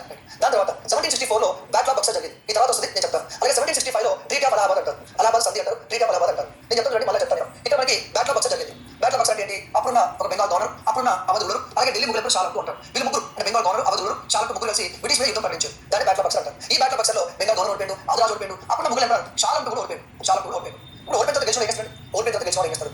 కండిషన్ పెడతారు రేట్ రాసుకుంటారు. గెలిచిన చెప్తే ఓన్ ఎవరు తినాలి. సో ఈ బ్యాక్లాగ్ బక్సర్ లో ఈ షాలకు ముగ్గురు కూడా పార్టిసిపేట్ చేశారు. అని ఓడిపోయాడు కాబట్టి అది కొన్ని కండిషన్స్ పెట్టారు. ఒక అగ్రిమెంట్ రాయించారు. దాని ట్రీటీ ఆఫ్ అలహాబాద్ అంటారు. మరి ట్రీటీ ఆఫ్ అలహాబాద్ ఏముంది? షాలకు ఏం కండిషన్ పెట్టారు? ఓకే ఏ డియర్ షాలకు నువ్వు యుద్ధంలో ఓడిపోయావు కదా ఇవన్నీ కండిషన్స్ పెట్టినా సైన్ చేయి ఒప్పుకోండి. ఫస్ట్ ఏం చెప్పంటే డియర్ షాలకు నువ్వు ఢిల్లీలో ఉండకు అలహాబాద్ ఉంటున్నారు. అది తర్వాత చెప్తారు. ఓకే ఇక్కడ ఏంటంటే షాలకు అనే వ్యక్తి దివానీ రైట్స్ ని ఈస్ట్ ఇండియా కంపెనీకి ఇవ్వడం జరిగింది. ఏ రైట్స్ ఇచ్చాడు? దివానీ రైట్స్ ఇచ్చాడు. దివానీ రైట్స్ అంటే ఏంటి? మామూలుగా బెంగాల్ అనుకోండి, బెంగాల్ కంట్రోల్ ఉంది, ముగ్గురు కంట్రోల్ ఉంది. ఆ బెంగాల్ ఒక రూల్ ఉంటాడు. దాని ఇంకో వ్యక్తి దివాన్ ఉంటాడు. దివాన్ లేదా దివాన్ అంటారు. దివాన్ అంటే ఏంటంటే ట్యాక్స్ వసూలు చేసేవాడు. ట్యాక్స్ వసూలు చేసే డిపార్ట్మెంట్ ఒక ప్రైమ్ మినిస్టర్ లెక్క ఒక దివాన్ అంటే ఒక ట్యాక్స్ వసూలు చేసేవాడు, revenue collection.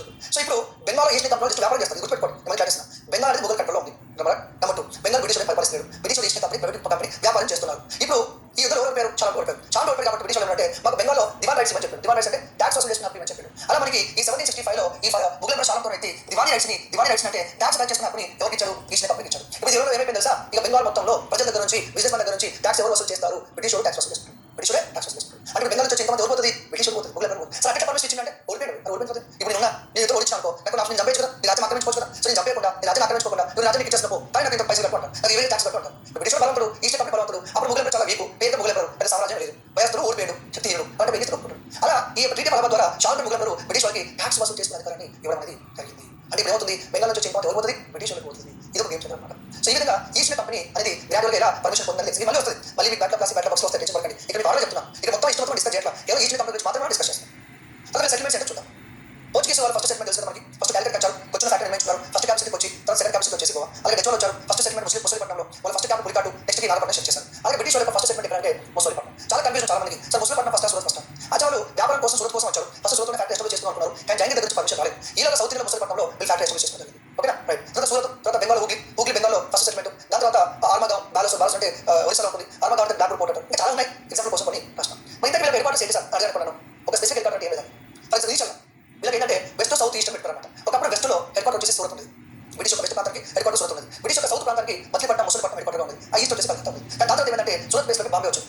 Surat place Bombay వచ్చింది. ముసలిపట్నం ప్లేస్లోకి ఏమొచ్చింది? మద్రాస్ వచ్చింది. అంటే ఎగ్జామ్లో క్వశ్చన్ కన్ఫ్యూజ్ కాకండి. Which of the following is the west headquarter of British presidency అనుకోండి బాంబే అని చెప్తాం. లేదా which of the following is the first earliest headquarter for west of British అనుకోండి Bombay side answer. Which of the following is the first south Indian headquarter a centre for British అంటే Masulipatnam. So ముసలిపట్నం ప్లేస్లోకి అక్కడ నుంచి Madras shift చేశారు. సూరత్ నుంచి Bombay shift చేశారు. ఇది clear. ఇదా నెక్స్ట్ చూస్తే మీకు మ్యాప్ చూస్తే క్లారిటీ వస్తుంది. ఎక్కడున్న మా సూరత్ ఇక్కడ ఉంది, సూరత్ ఇక్కడ ఉంది, దాంతో బాంబే ఇక్కడ ఉంది, దాంతోపాటు ఈ ముసలిపట్నం ఆంధ్రప్రదేశ్ ముసలిపట్నం ఇక్కడ ఉంది, పులికాటి ఉంది, నాగపట్నం తమిళనాడులో ఉంది. ఓకేనా రైట్. తర్వాత హూగ్లీ అంటే కదా, హూగ్లీ వెస్ట్ బెంగాల్లో హూగ్లీ ఉంది. ఇది మెయిన్ పాయింట్స్ అన్నమాట.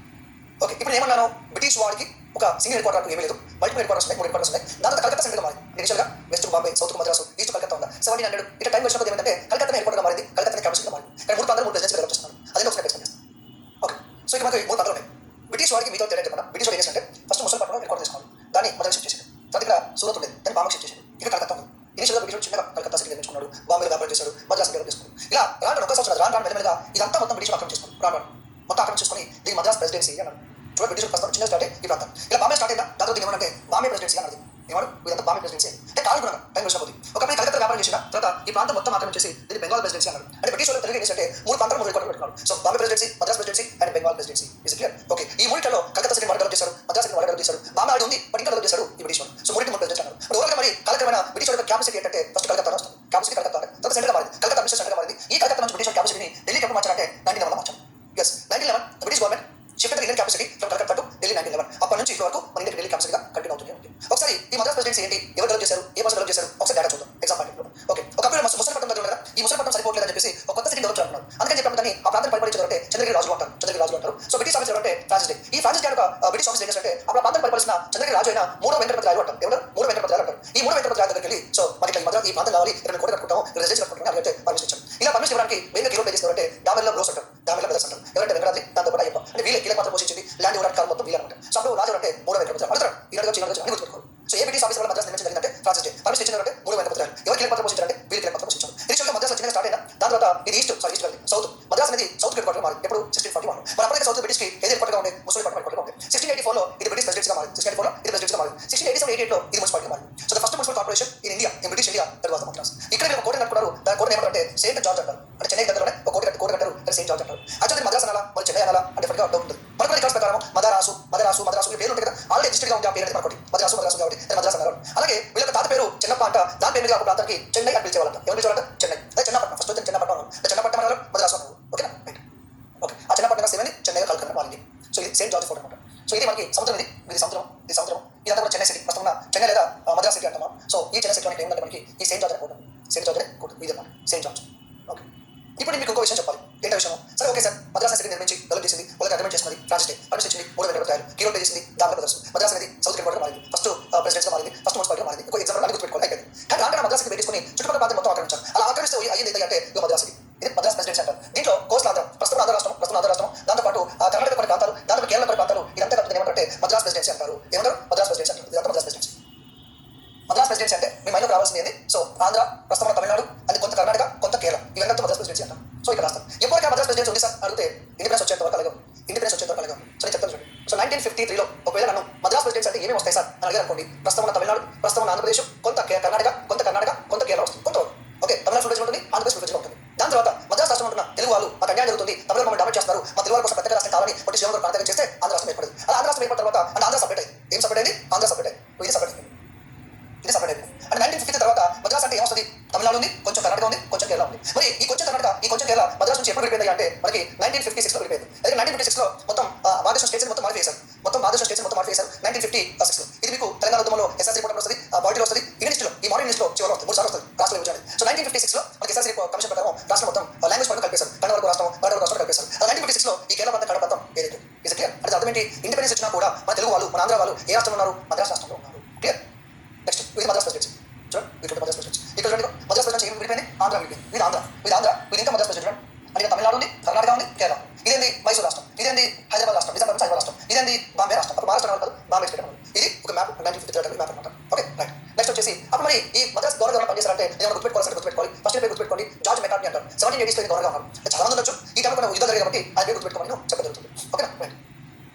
తర్వాత దీవులందరూ కూడా అలాంటి మద్రాస్ గవర్నర్ పని. ఫర్ థామస్ మోన్రో అనుకోండి. థామస్ మోన్రో అంటారు. ఈ థామస్ మోన్రో 1820 నుంచి 1847 ఈ రైల్వే సిస్టమ్ తీసుకొచ్చింది థామస్ మోన్రో మద్రాస్ గవర్నర్గా ఉన్నప్పుడు. జస్ట్ ఐడియా కోసం పెట్టాను. Next Bombay presidency. అంటే బాంబే ప్రెసిడెన్సీ ఇనిషియల్గా బాంబే డెవలప్ చేసిన తెలుసా? పోర్చుగీస్ వాళ్ళు. అంటే పోర్చుగీస్ వాళ్ళ కంటే ముందు బాంబే ఉంది. బట్ ఒకప్పుడు ఏమని పిలిచారంటే ముంబాదేవి, ముంబాపురం రకరకాల పిలిచారు. ఎందుకంటే టెంపుల్ ఉంది, ముంబాదేవి అని టెంపుల్ కాబట్టి దాన్ని ముంబై ఇతర రకాల పేరు పిలిచేవారు అనమాట. పోర్చుగీస్ వాళ్ళు వచ్చి డెవలప్ చేశారు. ఆ పోర్చుగీస్ డెవలప్ చేసిన తర్వాత 1661-62 ఆ టైంలో యుద్ధం జరిగింది. ఇక్కడ యూరోప్ యుద్ధం జరిగింది.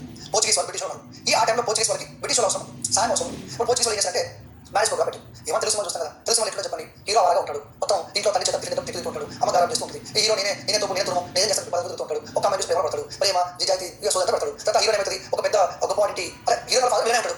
ఆ విన ఎట్లా అలా చేసుకోడు. ఇప్పుడు హీరో ఏమంటాడు? అదే నేను దానికి పెళ్ళేస్తాను, నేను మంత్రి కొడుకు పెళ్ళాలనుకుంటున్నాను అంటాడు. ఎందుకు మంత్రి కొడుకు పెళ్ళాలనుకుంటే మనకు ఎవరు ఉంది, ఇంకో ఎవరు కాపాడుకోవాలి. అంటే పెళ్లి సమాజం చేసుకుంటే ఏమవుతుంది? ఇంకా రిలేషన్ వెళ్తుంది, ఇంకా స్టేజ్ వెళ్తుంది, అన్ని వెళ్తుంది. అట్లా అందుకే చెప్పి డిఎస్ కూతున్నావు లేకపోతే మంత్రి కూతున్నావు నీకు ఇచ్చి మంత్రి కొడుకు పెళ్ళి అని చెప్పి పెళ్ళి చెప్తూ ఉంటాడు. సో ఇట్లా మ్యారేజ్ సంబంధాలు కూడా రాజకీయాలు ఉంటారు. జస్ట్ ఒకటి చెప్పిన ఇప్పుడు ఏమైందంటే ఈ పోర్చుగీస్ వాళ్ళకి అవసరం వచ్చిందండి. అందుకని ఈ పోర్చుగీస్ వాళ్ళకి సంబంధించిన క్యాథరిన్ అంటే పెళ్లి కూతురు, క్యాథరిన్ తెరిసా ఏదో పెళ్లి కూతురు, అలాగే బ్రిటన్ సంబంధించిన ప్రిన్స్ చార్లెస్ పెళ్లి కొడుకు. ఈ యొక్క పెళ్లి కొడుకు పెళ్లి కూతురికి ఒక సుముహూర్తాన లగ్గము వివాహం చేయడం జరిగింది. మరి పెళ్లి అయితే పుట్టిన పెళ్లి చేస్తారా? చేయలేదా? పెళ్ళైతే గురించి మాట్లాడలేదు. పెళ్ళి పుట్టిన పెళ్లి చేస్తారంటే కట్టకాలకు ఉంటాయి కదా మామూలు. సో కట్టకాలకు గిఫ్ట్ పదం ఏదైనా అదే కదా. అప్పుడు ఏం చేశారంటే మరి పోర్చుగీస్ వాళ్ళ సైడ్ పెళ్లి కూతురు, మరి బ్రిటిష్ సైడ్ పెళ్లి కొడుకున్నాడు. కాబట్టి పెళ్లి కొడుకు ఇవ్వాలి కదా, ఇవాళ రూల్ ఏం లేదు చెప్తున్నా. అప్పుడు ఏం చేశారంటే పోర్చుగీస్ వాళ్ళు ఇగో మా దగ్గర ఈ ఇండియాలో బాంబే ప్రాంతం ఉంది, ఆ బాంబే ప్రాంతం పెళ్లి చేస్తున్నాము అన్నాడు. అంటే ఏమి లేదు, పోర్చుగీస్ వాళ్ళకి బ్రిటిష్ వాళ్ళకి పెళ్లి సంబంధం జరిగింది కాబట్టి పోర్చుగీస్ వాళ్ళ అమ్మాయిని పెంచారు కాబట్టి ఇందులో ఉన్న బాంబే ప్రాంతాన్ని బ్రిటిష్ వాళ్ళకి కూడా జరిగింది. అంటే ఏమైంది? బాంబే ఎవరి చేతికి వచ్చింది? పోర్చుగీస్ చేతి నుంచి బ్రిటిష్ గవర్నమెంట్ చేతికి వచ్చింది. అర్థమైందా? బ్రిటిష్ గవర్నమెంట్ చేతికి వచ్చింది. ఈ బ్రిటిష్ గవర్నమెంట్ ఏం చేస్తుంటే మా దగ్గర ఏమొస్తుందని చెప్పి 1666 టైంలో ఈ బ్రిటిష్ గవర్నమెంట్ ఈ బాంబేని ఎవరికి ఇచ్చారంటే బ్రిటిష్ ఈస్ట్ కంపెనీకి ఇచ్చారు. ఇంకా వాళ్ళు కదా. సో పోర్చుగీస్ వాళ్ళు బాంబేని బ్రిటిష్ గవర్నమెంట్ ఇచ్చారు. బ్రిటిష్ గవర్నమెంట్ వాళ్ళు ఆ బాంబేని ఈస్ట్ కంపెనీకి ఇచ్చి మరి బాంబే వాడుకోండి, అది ఫ్యాక్టరీ ఎస్టాబ్లిష్ చేసుకోండి, దాన్ని డెవలప్ చేయమని చెప్పి బ్రిటిష్ గవర్నమెంట్ ఈస్ట్ కంపెనీకి ఇచ్చింది. ఓకేనా రైట్. ఒకసారి క్లియర్ చూడండి. సో 1662లో 1662లో పోర్చుగీస్ సంబంధించిన క్యాథరిని ఎవరికి ఇచ్చారంటే బ్రిటిష్ ప్రెసిడెంట్ పెళ్లి చేశారు. అలాగే 1668లో ఓకే బ్రిటిష్ గవర్నమెంట్ ఎవరికి ఇచ్చింది, ఈస్ట్ ఇండియా కంపెనీకి ఇచ్చింది. 1890లో ఇది కూడా ఏం మారింది, ప్రెసిడెన్సీగా మారింది. అంటే బాంబే కూడా ప్రెసిడెన్సీ ఎప్పుడు మారింది, 1880లో బాంబే ప్రెసిడెన్సీగా మారింది. ఓకేనా. ఒకప్పుడు బాంబే అంటే ఏమనుకుంటారు, సింపుల్ బాంబే ఉంటుంది అనుకుంటారు. కానీ బ్రిటిష్ వాళ్ళు ఏం చేశారు తెలుసా, రాను రాను ఈ చుట్టూ ప్రాంతం మొత్తం ఆక్రమించేశారు. ఇలా మొత్తం ఆక్రమించేసి వన్ పార్ట్ ఆఫ్ ఏమో తెలుసా, బాంబే ప్రెసిడెన్సీ అన్నారు. బాంబే ప్రెసిడెన్సీ మహారాష్ట్ర కాదు, బాంబే ప్రెసిడెన్సీ. మరి బాంబే ప్రెసిడెన్సీ అంటే ఏమొస్తుంది, కొంత మహారాష్ట్ర, కొంత కర్ణాటక, కొంత మహారాష్ట్ర, మొత్తం గుజరాత్, పాకిస్తాన్ సింధు ప్రాంతం. ఈ పాకిస్తాన్ సింధు ప్రాంతం, ఈ గుజరాత్ ప్రాంతం, కొంత మహారాష్ట్ర, కొంత కర్ణాటక కలిపితే బాంబే ప్రెసిడెన్సీ అన్నారు. మరి ఇలా బాంబే ప్రెసిడెన్సీగా ఎప్పటి వరకు ఉంది సార్ అని అడిగితే ఎప్పటి వరకు ఉందో చెప్పలా. సో బాంబే ప్రెసిడెన్సీ అంటే ఏమేమి వస్తాయి, పాకిస్తాన్ ఉన్న సింధు ప్రాంతం వస్తుంది, ప్రస్తుతం ఉన్న గుజరాత్ రాష్ట్రం వస్తుంది, కొంత మహారాష్ట్ర వస్తుంది, కొంత కర్ణాటక ప్రాంతం కూడా వస్తుంది. ఇది బాంబే ప్రెసిడెన్సీ. మరి విడిపోలేదు, ఎప్పుడు ఇలాగ ఉందంటే విడిపోయింది. ఎప్పుడు విడిపోయిందో చెప్పిన, ఎప్పుడు విడిపోయిందంటే ఈ ప్రాంతం అనేది ఈ సింధన ప్రాంతాన్ని వేరు చేశారు. 1935 గవర్నమెంట్ ఆఫ్ ఇండియా చట్టం ప్రకారం ఈ సింధన ప్రాంతాన్ని ఈ బాంబే ప్రెసిడెన్సీ నుంచి వేరు చేశారు. ఓకే. మరి 1947లో మనకి ఇండిపెండెన్స్ వచ్చింది కదా సార్, ఇండిపెండెన్స్ ఉన్నప్పుడు బాంబే ప్రెసిడెన్సీ ఉందా, ఉంది, ఎలాగుంది, ఇలాగ ఉంది. అంటే 1947 ఇండిపెండెన్స్ వచ్చిన తర్వాత బాంబే ప్రెసిడెన్సీ ఏమేమి వస్తుంది, గుజరాత్ వస్తుంది, మహారాష్ట్ర వస్తుంది, కొంత కర్ణాటక వస్తుంది. ఇక 1947 తర్వాత కూడా అలాగే కంటిన్యూ అవుతూ వచ్చింది. మరి 1956లో ఏదైతే ఈ కన్నడ మాటల ప్రాంతం ఉందో, దాన్ని వేరు చేశారు, తీసుకెళ్ళి కర్ణాటక కలిపేశారు.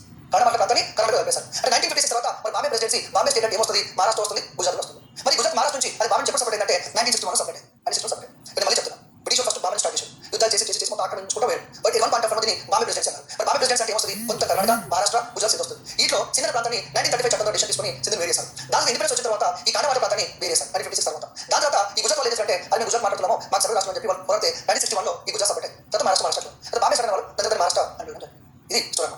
ఒకసారి మ్యాప్ చేస్తే అర్థమవుతుంది. ఇది బాంబే స్టేట్, ఇట్లా బాంబే స్టేట్, బాంబే ప్రెసిడెన్సీ, ఇది బాంబే ప్రెసిడెన్సీ. సార్ మీరు బాంబే ప్రెసిడెంట్ చెప్పారు బాగుంది కానీ ఈ మధ్య కలర్ బాంబే ఏం సార్, గ్రీన్ కలర్ ఏంది, ఆ ఎల్లో కలర్ ఏంది ఏం లేదు. ఈ గ్రీన్ కలర్ అంతా కూడా బ్రిటిష్ కంట్రోల్ ఉంటుంది. గ్రీన్ కలర్ అక్కడ మొదలు ఎల్లో కలర్ ఉంది కదా, అది ప్రిన్సీ స్టేట్స్ అంటారు. అంటే దేశ రాజకీయ సంస్థలు ఉంటాయి కదా, చిన్న రాజకీయ కదా, మరో స్టేట్ అంటే చిన్న మన ఇండియాలో పరిపాలించే ప్రాంతాలు ఉంటాయి. ఈ దేశంలో ఇండిపెండెన్స్ వచ్చే టైంలో ఇండియాలో 540 పైగా ప్రిన్సీ స్టేట్స్ ఉన్నాయి. ఇవన్నీ ఏంటంటే చిన్న సంస్థలు అనమాట. ఆ గ్రీన్ కలర్ ఉండే కంట్రోల్ ఉంటుంది, బ్రిటిష్ కంట్రోల్ ఉంటుంది. మరి ఎల్లో కలర్ ఉండేది ఏంటంటే ప్రిన్సీ స్టేట్స్ అంటారు. ఇది బాంబే ప్రెసిడెన్సీ అంటారు. వీటి ఉండేది తెలుసా, ఒకప్పుడు బాంబే ప్రెసిడెన్సీ వచ్చిన తర్వాత ఇదంతా బాంబే ప్రెసిడెన్సీ అన్నమాట. ఇదంతా బాంబే ప్రెసిడెన్సీ కాకపోతే ముక్కలుగా ఉంది చెప్తా. ఇప్పుడు ఇది యాక్చువల్ కర్ణాటక ప్రాంతం కదా, ఇది కర్ణాటక ప్రాంతం. ఇది యాక్చువల్ ఇది మహారాష్ట్ర ప్రాంతం కానీ మన హైదరాబాద్ స్టేట్లో ఉండేది. నిజం తెలుసు కదా, నిజం హైదరాబాద్ అంటే ఏమొస్తుంది, తెలంగాణ వస్తుంది, కొంచెం కర్ణాటక వస్తుంది, కొంచెం మహారాష్ట్ర ప్రాంతం వస్తుంది. ఈ గ్రీన్ కలర్ అయితే ఉన్నప్పుడు హైదరాబాద్ ఉంది. 1956 కలిపేశారు. ఇది కూడా మహారాష్ట్ర భాగమే, మరి ఇది మధ్యప్రదేశ్ భాగం ఉంది. అంటే మహారాష్ట్ర చూడండి ముక్కలుగా ఉంది. మరాఠీ మాట్లాడేవాడు ఇల్లున్నాడు. ఓకే. నెక్స్ట్ వచ్చేసి లాస్ట్ చివరికి వచ్చేసి బెంగాల్ ప్రెసిడెన్సీ. సో బ్రిటిష్ వాళ్ళు మొట్టమొదటిగా వాళ్ళు ఎక్కడ స్థానం ఏర్పాటు చేస్తున్నారు, ఫస్ట్ హూగ్లీలో, దాని తర్వాత కాశీ బజారు, చిట్టగాంగ్ ఇవన్నీ చేసుకోవడం జరిగింది బ్రిటిష్ వాళ్ళు. మళ్ళీ ఆ ప్రాంతాన్ని ఎక్స్పాన్షన్ చేసి ఒక బెంగాల్ ప్రెసిడెన్సీని ఏర్పాటు చేయడం జరిగింది. ఒకసారి ఆ ఇన్ఫర్మేషన్ చూద్దాం. సో మొట్టమొదటిగా ఔరంగజేబ్ గారు హూగ్లీలో స్థానాన్ని ఏర్పాటు చేసుకుని పర్మిషన్ ఇచ్చారు. 1698లో విలేజెస్ అంటే ఒక 3 విలేజ్లు తీసుకున్నారు, 3 గ్రామాల ల్యాండ్ తీసుకున్నారు అనమాట. అదేంటే గోవిందాపూర్, సత్యవతి, కాలికట్. అది మన ప్రస్తుతం కలకత్తా ఉంది కదా, ఈ కలకత్తా ఎలా డెవలప్ అయిందంటే 3 గ్రామాల ఉన్న ల్యాండ్ తీసుకొని ఒక పెద్ద ఫోర్ట్ కట్టి ఒక సిటీ డెవలప్ చేశారు. ఆ సిటీ పేరు అంటే కలకత్తా సిటీ. ఆ సిటీ పేరు కలకత్తా సిటీ. ఏ విలేజ్ ఉంది, గోవిందాపూర్, సత్యవతి, కాలికట్ 3 ప్రాంతాలు తీసుకొని ఒక సిటీ డెవలప్ చేయడం జరిగింది. దీని పర్మిషన్ లోకల్ ఆ ల్యాండ్ ఇచ్చిన పర్సన్ అంటే అజ్మూర్ షా అంటారు. అజ్మూర్ షా పర్మిషన్ జరిగింది. ఇదే ఇప్పుడు ఈ 3 గ్రామాలు తీసుకొని ఈ కలకత్తా సిటీ నిర్మించడానికి మన ముఖ్యమైన పర్సన్ కారణం అంటే జార్జ్ చౌరా అంటారు. జార్జ్ చౌరా కాబట్టి ముఖ్యమైన పర్సన్. మరి కలకత్తా కట్టిన ఫోర్ట్ పేరు అంటే ఫోర్ట్ విలియం. ఇప్పుడు చెన్నై కట్టిన కోట పేరు సెయింట్ జార్జ్. బాంబే దగ్గర కట్టిన కోట పేరు సెయింట్ డేవిడ్. మరి కలకత్తా కట్టిన ఫోర్ట్ పేరు ఫోర్ట్ విలియం. ఈ రాను ఈ ఫోర్ట్ విలియం సెంటర్ గా మారింది. మన బెంగాల్ గవర్నర్ అంటే కదా, ఈ అడ్మినిస్ట్రేషన్ ఎక్కడ ఉంటుంది, ఫోర్ట్ విలియం ఉంటుంది. ఫోర్ట్ విలియం ఉంటుంది, కలకత్తా ఉంటుంది. ఇక్కడ నుంచి ఫోర్ట్ విలియం అన్న కలకత్తా ఒకటి గుర్తుపెట్టుకోండి. తర్వాత 1700లో ఈ కలకత్తా ఈ ఏమైంది ప్రెసిడెన్సీ మారింది. తర్వాత ఫస్ట్ ఎవరు ప్రెసిడెన్సీ అంటే చాలా సైకిల్ ప్రెసిడెంట్ ఉన్నారు. ఇది బెంగాల్ సంబంధించిన ఇన్ఫర్మేషన్. కానీ ఇంకో విషయం చెప్పాలి చివరిలో, జస్ట్ కలకత్తా కాదు, వీళ్ళకి ప్రెసిడెన్సీ డెవలప్ చేశారు. ప్రెసిడెన్సీ ఇప్పుడు బెంగాల్ ప్రెసిడెన్సీ ఏమొస్తుంది సార్, ఇది ఎంత వస్తుంది, బెంగాల్ ప్రెసిడెన్సీ ఎంత వస్తుంది అంటే ఒక టైంలో ఫైవ్ క్వశ్చన్ అడిగారు సార్, 1900లో బెంగాల్ ప్రెసిడెన్సీ అంటే ఏ ప్రాంతాలు వస్తాయి, ప్రస్తుతం ఉన్న మొత్తం వెస్ట్ బెంగాల్, ప్రస్తుతం ఉన్న బంగ్లాదేశ్ కంట్రీ, ప్రస్తుతం ఉన్న బీహార్, ప్రస్తుతం ఉన్న కొన్ని ఒరిస్సా ప్రాంతాలు, ప్రస్తుతం ఉన్న కొన్ని నార్త్ ఈస్ట్ ప్రాంతాలు, ఇదంతా కలిపి బెంగాల్ ప్రెసిడెన్సీ. చాలా పెద్దది. వెస్ట్ బెంగాల్ పెద్దది, బంగ్లాదేశ్ ఒక దేశం. ఇలా మనకి మొత్తం బంగ్లాదేశ్, వెస్ట్ బెంగాల్, బీహార్, ఒరిస్సా కొంత ప్రాంతం, నార్త్ ఈస్ట్ ఇవన్నీ కలిపి బెంగాల్ ప్రెసిడెన్సీ చాలా పెద్దది. అయితే ఇంత పెద్ద ప్రెసిడెన్సీ ఏం చేశారంటే ఈ 1905లో లార్డ్ కర్జన్ అని ఒక బ్రిటిష్ ఆఫీసర్ విడిగా చేశారు. అంటే బెంగాల్ పార్టీషన్ చేశారు. ఆ బెంగాల్ పార్టీషన్ ఎలా చేశారంటే ఇలా చేశారు, ఇలా డివైడ్ చేశారు. బెంగాల్ ఇది మరోసారి ఇప్పుడు కాదు, నేను చెప్పేది ఈస్ట్ కంపెనీ గురించి మొత్తం నేషనల్ డిస్కస్ చేయలేదు. మీరు నేషనల్ మూమెంట్ చాప్టర్లో బెంగాల్ విజన్లో ఎందుకు చేశారు ఎట్లా మొత్తం గైడ్ చేస్తారు అనమాట. ఇలా 1905లో విడదీశారు. ఇదేమో వెస్ట్ బెంగాల్ అయింది, ఇదేమో ఈస్ట్ బెంగాల్ అయింది. 1905 విడదీశారు, మళ్ళీ 1911లో కలిపేశారు. ఎవరు విడదీశారు కలిపేశారు. ఇలా విడదీసి కలిపేశారు. ఎప్పుడు 1911లో ఇలా విడదీసి కలిపేసిన తర్వాత ఇదే 1911లో ఇంకో డిసిషన్ ఇస్తారు. అదేంటంటే మనకి ఇక్కడ ఈ ఒరిస్సా ఉంది కదా, ఒరిస్సాని బీహార్ని విడదీశారు. దాంట్లో అస్సాం కూడా విడదీయడం జరిగింది. ఏం చెప్తాను నేను, 1911లో ఈ బెంగాల్ ప్రెసిడెన్సీ వచ్చి ఒరిస్సాని బీహార్ని విడదీశారు, సపరేట్ ప్రావింట్ చేశారు, అస్సాం విడదీశారు, సపరేట్ ప్రావింట్ చేశారు. అంటే 1947లో సపోజ్ అడిగాను. సో 1947లో బెంగాల్ అంటే ఏమొస్తుంది అడగడానికి ఇది బెంగాల్ వస్తుంది. ఎప్పుడు 1947 ఇండిపెండెన్స్ వచ్చే టైం ముందు బెంగాల్ అంటే ప్రస్తుతం వెస్ట్ బెంగాల్, ప్రస్తుతం ఉన్న బంగ్లాదేశ్ కలిపి ఒకప్పుడు దీన్ని బెంగాల్ పిలుస్తున్నారు. 1947 ఏమైంది, ఇండియా పాకిస్తాన్ విడిపోయింది. పాకిస్తాన్ ఎక్కడ తెలుసా, పాకిస్తాన్ దేశం 2 ప్రాంతాలు ఏర్పడింది. ఇక్కడ పాకిస్తాన్ ఉంది, ఇది కూడా పాకిస్తాన్. ఎందుకంటే Pakistan is country which was created at 2 places. ఇక్కడ పాకిస్తాన్ క్రియేట్ అయింది, ఇక్కడ పాకిస్తాన్ క్రియేట్ అయింది. ఒక దేశం ఈస్ట్ పాకిస్తాన్, వెస్ట్ పాకిస్తాన్ అన్నారు. సో దీన్ని ఈస్ట్ పాకిస్తాన్ అనేవారు. అంటే 1947లో ఈ ప్రస్తుతం బంగ్లాదేశ్ ఏమని పిలిచేవారంటే ఈస్ట్ పాకిస్తాన్ పిలిచేవారు. ఈస్ట్ పాకిస్తాన్ వాళ్ళు 1971లో పెద్ద ఉద్యమం చేస్తే ఇండియా సపోర్ట్ చేస్తే అది ఇండిపెండెన్స్ కంట్రీ అది బంగ్లాదేశ్. అంటే 1947లో ఇది ఈస్ట్ పాకిస్తాన్, 1947 తర్వాత ఇది become new country, it is called Bangladesh. అలా బంగ్లాదేశ్ కంట్రీ. మీకు ఇప్పుడు ఐడియా అనిపిస్తుంటే మన రాను నేను చేస్తానంటే బెంగాల్ ప్రెసిడెన్సీ అంట. సో ఎందుకు ఇప్పుడు చెప్తారంటే మనకు క్లారిటీ ఉండాలి. బెంగాల్ ప్రెసిడెన్సీ అంటే ఏమొస్తుంది మ్యాప్ ఊహించుకోవాలి. బాంబే ప్రెసిడెన్సీ అంటే ఏమొస్తుంది, మద్రాస్ ప్రెసిడెన్సీ అంటే ఏమొస్తుంది, ఎప్పుడు మనం కలుసున్నాం. ఇవన్నీ ఇప్పుడే క్లారిటీ ఇస్తే మీకు ఫ్యూచర్ కనిపిస్తుంది. నేను ఏమంటాను, బాలగంగాధర్లకు వచ్చేసి ఎగ్జామ్ చెప్తాడు, మీకు ఎట్లా కనిపిస్తుంది చెప్తాను. ప్రెసిడెన్సీలో ఉన్నారని చెప్తాను. కానీ నాగపూర్ చూసారా, నాగపూర్ యాక్చువల్గా బాంబే ప్రెసిడెన్సీలో ఉండదు. ఎందుకంటే ఇందాక చెప్పిన కొంత మహారాష్ట్ర ప్రాంతం మధ్యప్రదేశ్లో ఉంటుంది. అప్పుడు ఏమంటాను, అది నాగపూర్లో ఇలా ఫైట్ చేసిండు, అది మధ్యప్రదేశ్లో అంటారు. మీరేమంటారు, సో మీకు మామూలు లేదా నాగపూర్ మహారాష్ట్ర కదా అని మీరు అంటారు. అది ముందు చెప్తాను. సో మద్రాస్ ప్రెసిడెన్స్ అంటే ఏంటి, బాంబే ప్రెసిడెన్స్ అంటే ఏంటి, బెంగాల్ ప్రెసిడెన్స్ అంటే ఏంటి, ఇది ఇప్పుడు మీకు క్లారిటీ ఉంటే నెక్స్ట్ వచ్చే టాపిక్ ఇక్కడ కూడా మీకు ప్రాబ్లం ఉంటుంది. ఇది బ్రిటిష్ వచ్చిన ప్రెసిడెన్సీస్. సో వీళ్ళు బెంగాల్ గవర్నర్ ఇంచులు వర్క్ చేశారు. సో వెల్ట్ కానీ అసలు అని రోజర్ రేక్ అని రాబర్ట్ క్లే అని సార్ ఇవన్నీ గుర్తుపెట్టుకోవాలి, మీకు డౌట్ అవసరం లేదు. కానీ గుర్తుపెట్టుకోవాల్సిన రోజర్ రేక్ ఫర్ ఎగ్జాంపుల్ 1752-58 ఆ టైంలో మనకి బ్యాటిల్ ఆఫ్ ప్లాసీ జరిగింది. మీరు అడగచ్చు కదా, so Bengal battle of Plassey జరిగినప్పుడు బెంగాల్ గవర్నర్ ఎవరు, ఫర్ ఎగ్జాంపుల్ రాబర్ట్ క్లే ఉన్నాడు. సో 1758లో 58 68 చేశారు.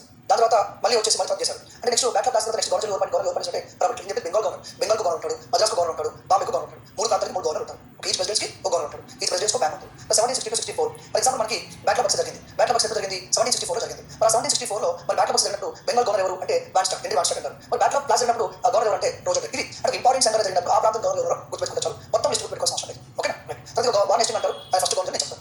ఓకే, ఈ గవర్నర్స్ ఏంటి అని అడిగితే మనకి ఫస్ట్ మనకి క్లియర్గా చెప్పాలంటే బ్రిటిష్ వాళ్ళు ఏం చేశారంటే 3 ప్రెసిడెన్సీస్ ఉన్నాయి కాబట్టి ఇలా మద్రాస్ ప్రెసిడెన్స్ ఉంది, బెంగాల్ ప్రెసిడెన్స్, బాంబే ప్రెసిడెన్స్ ఉంది, బెంగాల్ ప్రెసిడెన్స్ ఉంది. ఈచ్ ప్రెసిడెన్స్ గవర్నర్ ఉంటారు, ఈచ్ ప్రెసిడెన్స్ గవర్నర్ ఉంటుంది. ఇలా బాగా దేశంలో బట్ ఇంకోటి ఆఫ్ టైం ఒక యుద్ధం కింద ఒక డిసిషన్ తీసుకున్నా, ఒక గవర్నర్ ఒకటి పడకపోవచ్చు, డిఫరెన్స్ కూడా ఉండొచ్చు, డిఫరెంట్ ఉండొచ్చు కదా. ఓకే, దాని తర్వాత ఈ బెంగాల్ మనకి 1757 బ్యాటిల్ ఆఫ్ ప్లాసీ జరిగింది, 1764 బ్యాటిల్ ఆఫ్ బక్సర్ జరిగింది. ఆ రెండు యుద్ధాలు బ్రిటిష్ కంట్రోల్ చేసిన తర్వాత బెంగాల్లో బ్రిటిష్ కంట్రోల్ వెళ్ళిపోయింది. So after battle of Plassey, after battle of Buxar for the first time the Bengal vent into the control of British. British వాళ్ళు పరిపాలించేస్తారు వెళ్ళిపోయింది. ఆ స్థాయికి వచ్చి బెంగాల్ బ్రిటిష్ కంట్రోల్ వెళ్ళిపోయింది. ఆ టైంలో కొన్ని కంపెనీలు ఇష్యూ అవడం, నష్టం అవడం ఇవన్నీ జరిగిన తర్వాత ఇండియాలో ఉన్న ఆ ఈస్ట్ ఇండియా కంపెనీ నెగ్లిజేషన్ బ్రిటిష్ గవర్నమెంట్ అనేది గుర్తుంచుకోండి. East India company private company, ఆ ప్రైవేట్ కంపెనీ ఇండియా పర్మిషన్ ఇచ్చింది బ్రిటిష్ గవర్నమెంట్, యుద్ధాలు పర్మిషన్ ఇచ్చింది బ్రిటిష్ గవర్నమెంట్. అంటే British government East India company private company అన్ని ఆల్కరించింది. వెళ్ళండి, వ్యాపారం చేయండి, తాళాలు ఏర్పాటు చేసుకోండి, ఓటర్ కట్టండి, ప్రాంతాలు కొనుక్కోండి, నిర్మించండి, కోట్లు పెట్టండి, యుద్ధాలు చేయండి అని మొత్తం పర్మిషన్ ఇచ్చింది బ్రిటిష్ గవర్నమెంట్. ఎందుకంటే ఈ కంపెనీ ప్రైవేట్ కంపెనీ ఎవరు కంట్రోల్ పనిచేస్తుంది, బ్రిటిష్ గవర్నమెంట్ కంట్రోల్ పనిచేస్తుంది. అది గుర్తుపెట్టుకో, బ్రిటిష్ గవర్నమెంట్ ఎప్పటికప్పుడు ఏం చేస్తుంది, రెగ్యులేట్ చేస్తుంది, కంట్రోల్ చేస్తుంది, ఆర్డర్స్ పాస్ చేస్తుంది. సో అలా మొట్టమొదటిసారిగా 1773లో బ్రిటిష్ గవర్నమెంట్ చట్టం పాస్ చేసింది. దాని రెగ్యులేషన్ యాక్ట్ అంటారు. ఇది ఆల్రెడీ పార్టీలో ఉంటారు, అది యాక్ట్ అని చూస్తుంటారు. 1770 రెగ్యులేషన్ చట్టం అంటారు. సో ఈ చట్టం ప్రకారం ఏం చేస్తారంటే 3 గవర్నర్ ఉన్నారు. So Bengal governor, Madras governor, Bombay governor. So ఇక్కడ ఏం చేస్తారంటే ఎవరైతే బెంగాల్ గవర్నర్ ఉన్నారో దాంతో మద్రాస్ గవర్నర్ ఉన్నారు, ఎవరైతే ఇక్కడ బాంబే గవర్నర్ ఉన్నారో ఈ బాంబే గవర్నర్ దాంతో మద్రాస్ గవర్నర్ ఎవరి కంట్రోల్ పనిచేస్తారు, బెంగాల్ గవర్నర్ కంట్రోల్ పనిచేస్తారు. అంటే when you want to go for war, when you want to go for treaty, what do you want to do, అక్కడ అలా నిర్ణయం తీసుకున్నప్పుడు ఆ నిర్ణయం ఎవరు తీసుకుంటారంటే బెంగాల్ గవర్నర్ నిర్ణయం తీసుకుంటారు. అంటే దాని అర్థం ఏంటంటే బెంగాల్ గవర్నర్ అనేవాడు మద్రాస్ గవర్నర్, బాంబే గవర్నర్ పైన పెట్టేకుంటారు అనమాట. కొన్ని విషయాలు కలిగి జరిగింది. అందుకని మరి 3 గవర్నర్ ఉన్నప్పుడు సమాన పవర్స్ ఉన్నప్పుడు 3 గవర్నర్స్ అంటాం. కానీ ఇక్కడ బెంగాల్ గవర్నర్ పవర్ ఎక్కువ అధికారులు ఇచ్చారు. కాబట్టి బెంగాల్ గవర్నర్ ఏమనాలి, గవర్నర్ జనరల్ అనాలి. బెంగాల్ గవర్నర్ ఏమన్నారు, గవర్నర్ జనరల్ అంటే బెంగాల్ గవర్నర్కి అధికారం ఇచ్చారు, హోదా ఇచ్చారు కాబట్టి గవర్నర్ జనరల్ అన్నారు. అందుకని ఏమంటే బెంగాల్ గవర్నర్ జనరల్ అన్నారు. అలా మొట్టమొదటి బెంగాల్ గవర్నర్ ఎవరంటే వారెన్ హేస్టింగ్స్. మొట్టమొదటి బెంగాల్ గవర్నర్ ఎవరంటే వారెన్ హేస్టింగ్స్ అనమాట, మొట్టమొదటి గవర్నర్ జనరల్. ఓకేనా, ఇప్పుడు రాష్ట్ర చట్టం. సో 1773 రెగ్యులేషన్ చట్టం ద్వారా బెంగాల్ గవర్నర్ ని ఏమని ఆ పదవిని పెంచారు, బెంగాల్ గవర్నర్ జనరల్ అన్నారు. ఆ మొట్టమొదటి బెంగాల్ గవర్నర్ ఎవరంటే వారెన్ హేస్టింగ్స్. మొట్టమొదటి బెంగాల్ గవర్నర్ ఎవరు, Warren Hastings.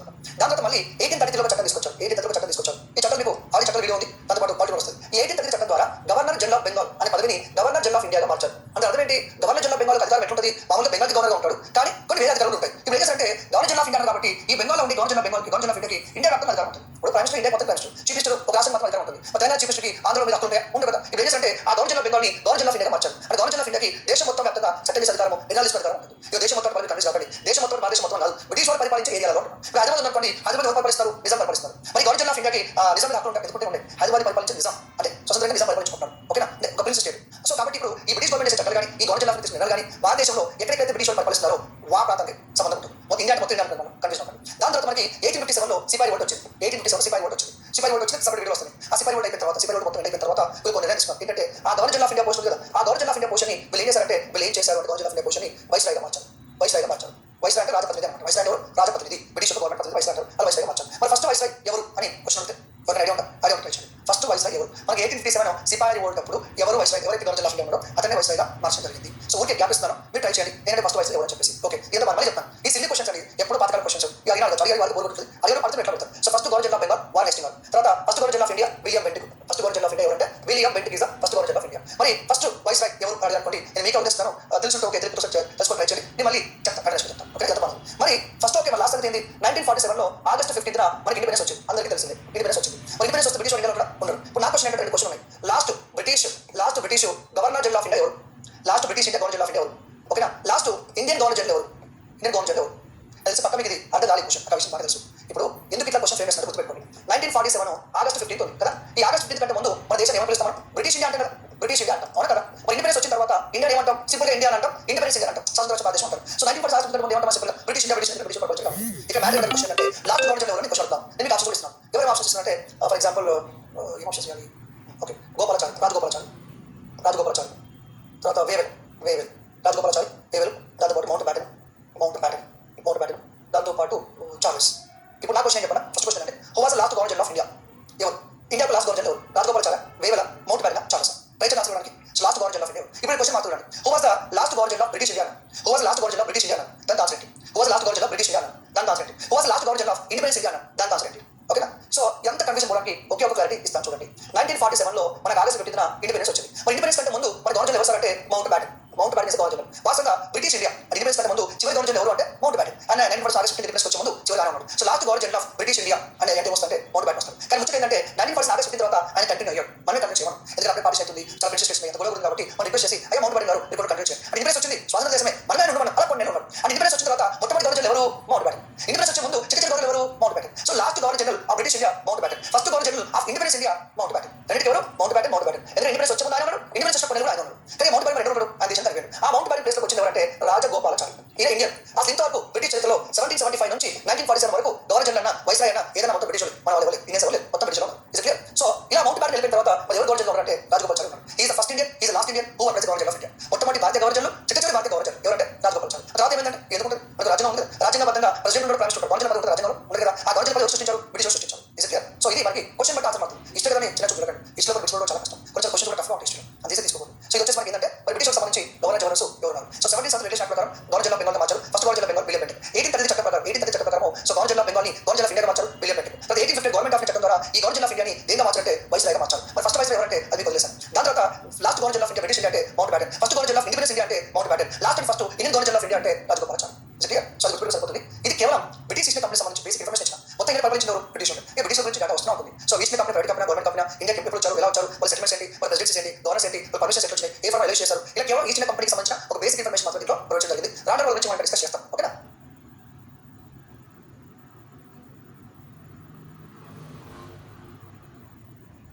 Okay, so in the previous video we discussed about the British East India Company.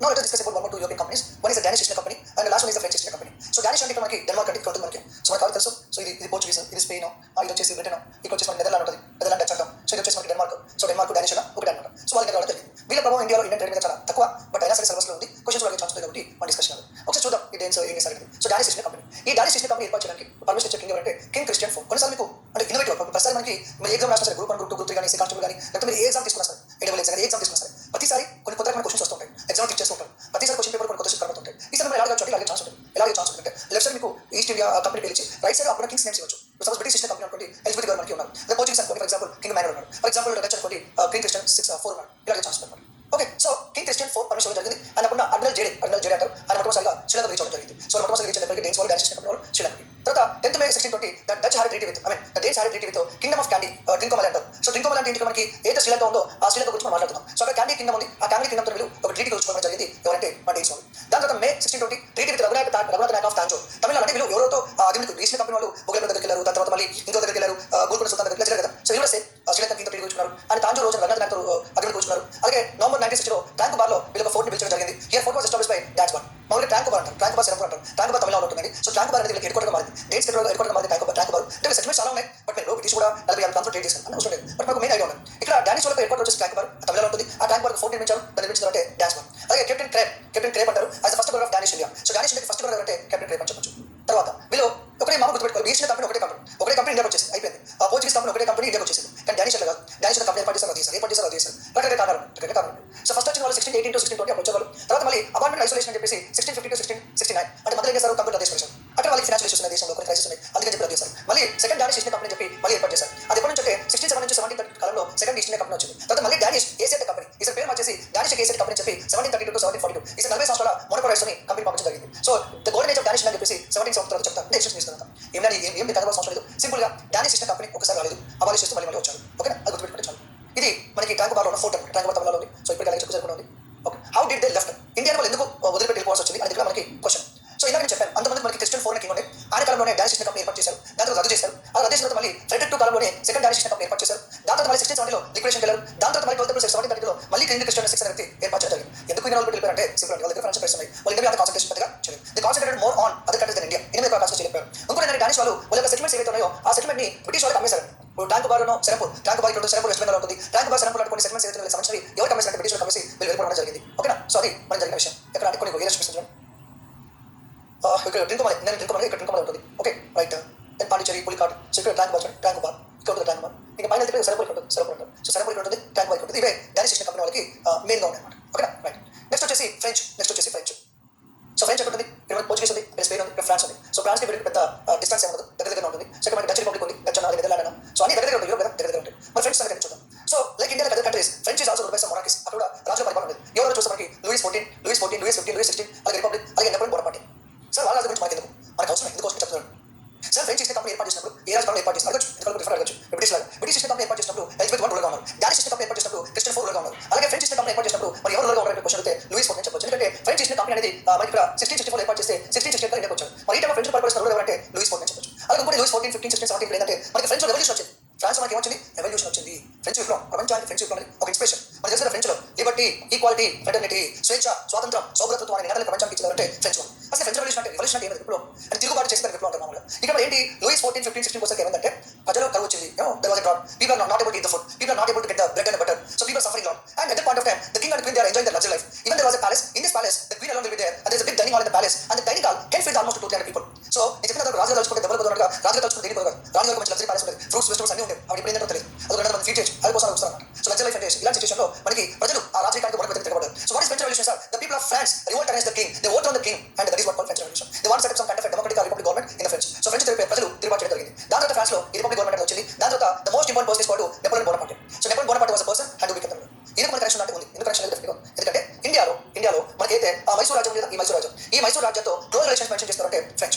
Usual Nizam అనుకోండి, Nizam of Hyderabad is always maintain good relations with British. Like the Mysore also the Tipu Sultan the Mysore rulers the maintain good relations with French అన్నమాట. Okay, one point of time Napoleon Bonaparte plan చేసుకున్నారు. Africa ఉంది కదా మామూలుగా. So ఆఫ్రికాలో ఏది Egypt ఉందో ఆ Egypt నుంచి ఇండియా వచ్చి ప్లాన్ చేసుకున్నారు. తన కాకుండా తన ఆర్మీ పంపించి ప్లాన్ చేశారు. సో టిపు సుల్తాన్ కి సహాయంగా French ruler Napoleon Bonaparte and ఈ try to send his army to India. ఎందుకంటే ఫ్రెంచ్ బ్రిటిష్ పడదు, మైసూర్ బ్రిటిష్ పడదు. ఆబ్వియస్ అప్పుడు ఏమవుతుంది, ఫ్రెంచ్ మైసూర్ ఫ్రెండ్స్ అవుతారు. అలా నెపోలియన్ బోనపార్టీ ఆర్మీని పంపించి మైసూర్ టిపు సుల్తాన్ సాయం చేయడం అనుకున్నాడు. కానీ వర్కౌట్ అవ్వలేదు. తర్వాత విషయం. కానీ ఎగ్జామ్ లో మనకి క్లారిటీ ఉండాలి. ఏ టైంలో ఎవరు రాజు గారు, కంపెనీ ఏర్పాటు చేసిన రాజు గారు, ఫ్రెంచ్ రెవల్యూషన్ టైంలో రాజు గారు. ఓకే, దాంతో నెపోలియన్ బోనపార్టీ. నెపోలియన్ బోనపార్టీ మీకు 1804 to 1814 చెప్పాను. కానీ 1804 కంటే నెపోలియన్ బోనపార్టీ ఉన్నారు. బట్ యాక్చువల్గా ఒక రూల్ చేసినప్పుడు 1804 నుంచి. కానీ టిపు సుల్తాన్ చనిపోయినప్పుడు 1799 లో. Okay, right.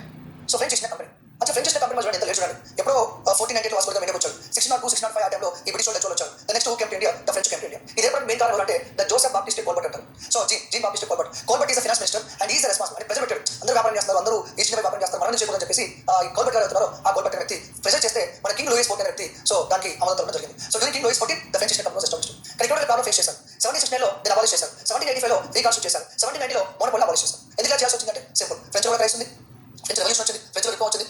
దాని తర్వాత మళ్ళీ మోనోపోల్ అబాలిష్ చేశారు. మోనోపోల్ అంటే సింగిల్ కంపెనీ కాబట్టి ఎవరు రావచ్చు. సో డానిష్ చేసిన కంపెనీ లాగా ఫ్రెంచ్ కూడా 2 టైమ్స్ ఎస్టాబ్లిష్ చేయడం జరిగింది. బ్రిటిష్ ఫ్రెంచ్ చేసిన కంపెనీ. ఓకే, సో ఇదన్నమాట లూయిస్ కింగ్ అని చెప్పి కదా.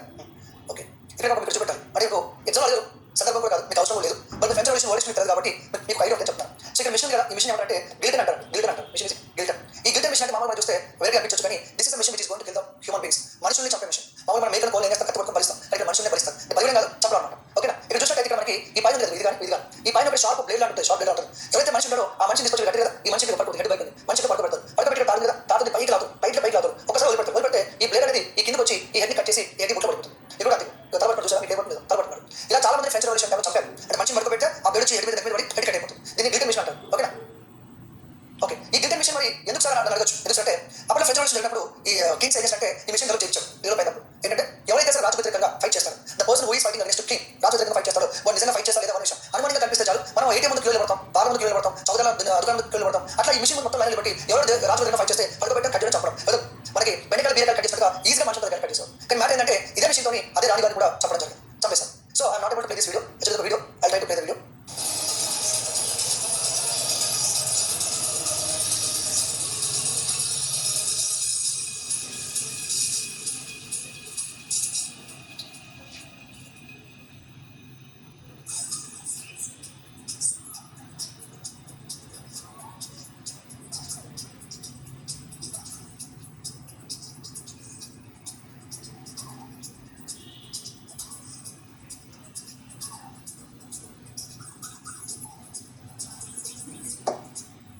Was called as a guillotine machine అంటారు దాన్ని. సో ఈ గిల్టన్ మిషన్తోనే చాలా మంది అమెరికా ప్రజలు చంపడం జరిగింది. ఆ గిల్టన్ మిషన్తోనే మళ్ళీ ఆ క్వీన్ వాళ్ళని చంపడం జరిగింది. So that was part of French revolution. ఆ ఫ్రెంచ్ రెవల్యూషన్ సక్సెస్ నెక్స్ట్ చూపిస్తారంటే నెపోలియన్ బోనపార్టీ అంటారు. So Napoleon Bonaparte try to send his army to India. It was not happen. సరే, ఫ్రెంచ్కి సంబంధించి మరి ఎవరు గవర్నర్ జనరల్ గారు పనిచేసి చూద్దాం ఒకసారి. సో ఫస్ట్ వచ్చిన పర్సన్ అంటే François Caron. The first person who came to India on the behalf of French or first governor తీసుకోవడం మనకి కమిషన్ తీసుకుని ఫ్రాంకోయిస్ కార్నర్ అంటారు. తర్వాత వచ్చింది ఫ్రాంకోయిస్ బార్, తర్వాత వచ్చింది ఫ్రాంకోయిస్ మార్టిన్. ఈ ఫ్రాంకోయిస్ మార్టిన్ 1681 నుంచి 9th వరకు ఉన్నారు. అయితే ఈ కాలంలో జరిగింది ఏంటంటే ఫస్ట్ మనకి ఈ పాండిచ్చేరి ఉంది కదా, ఈ పాండిచ్చేరి సిటీని డెవలప్ చేసినారంటే ఫ్రాంకోయిస్ మార్టిన్.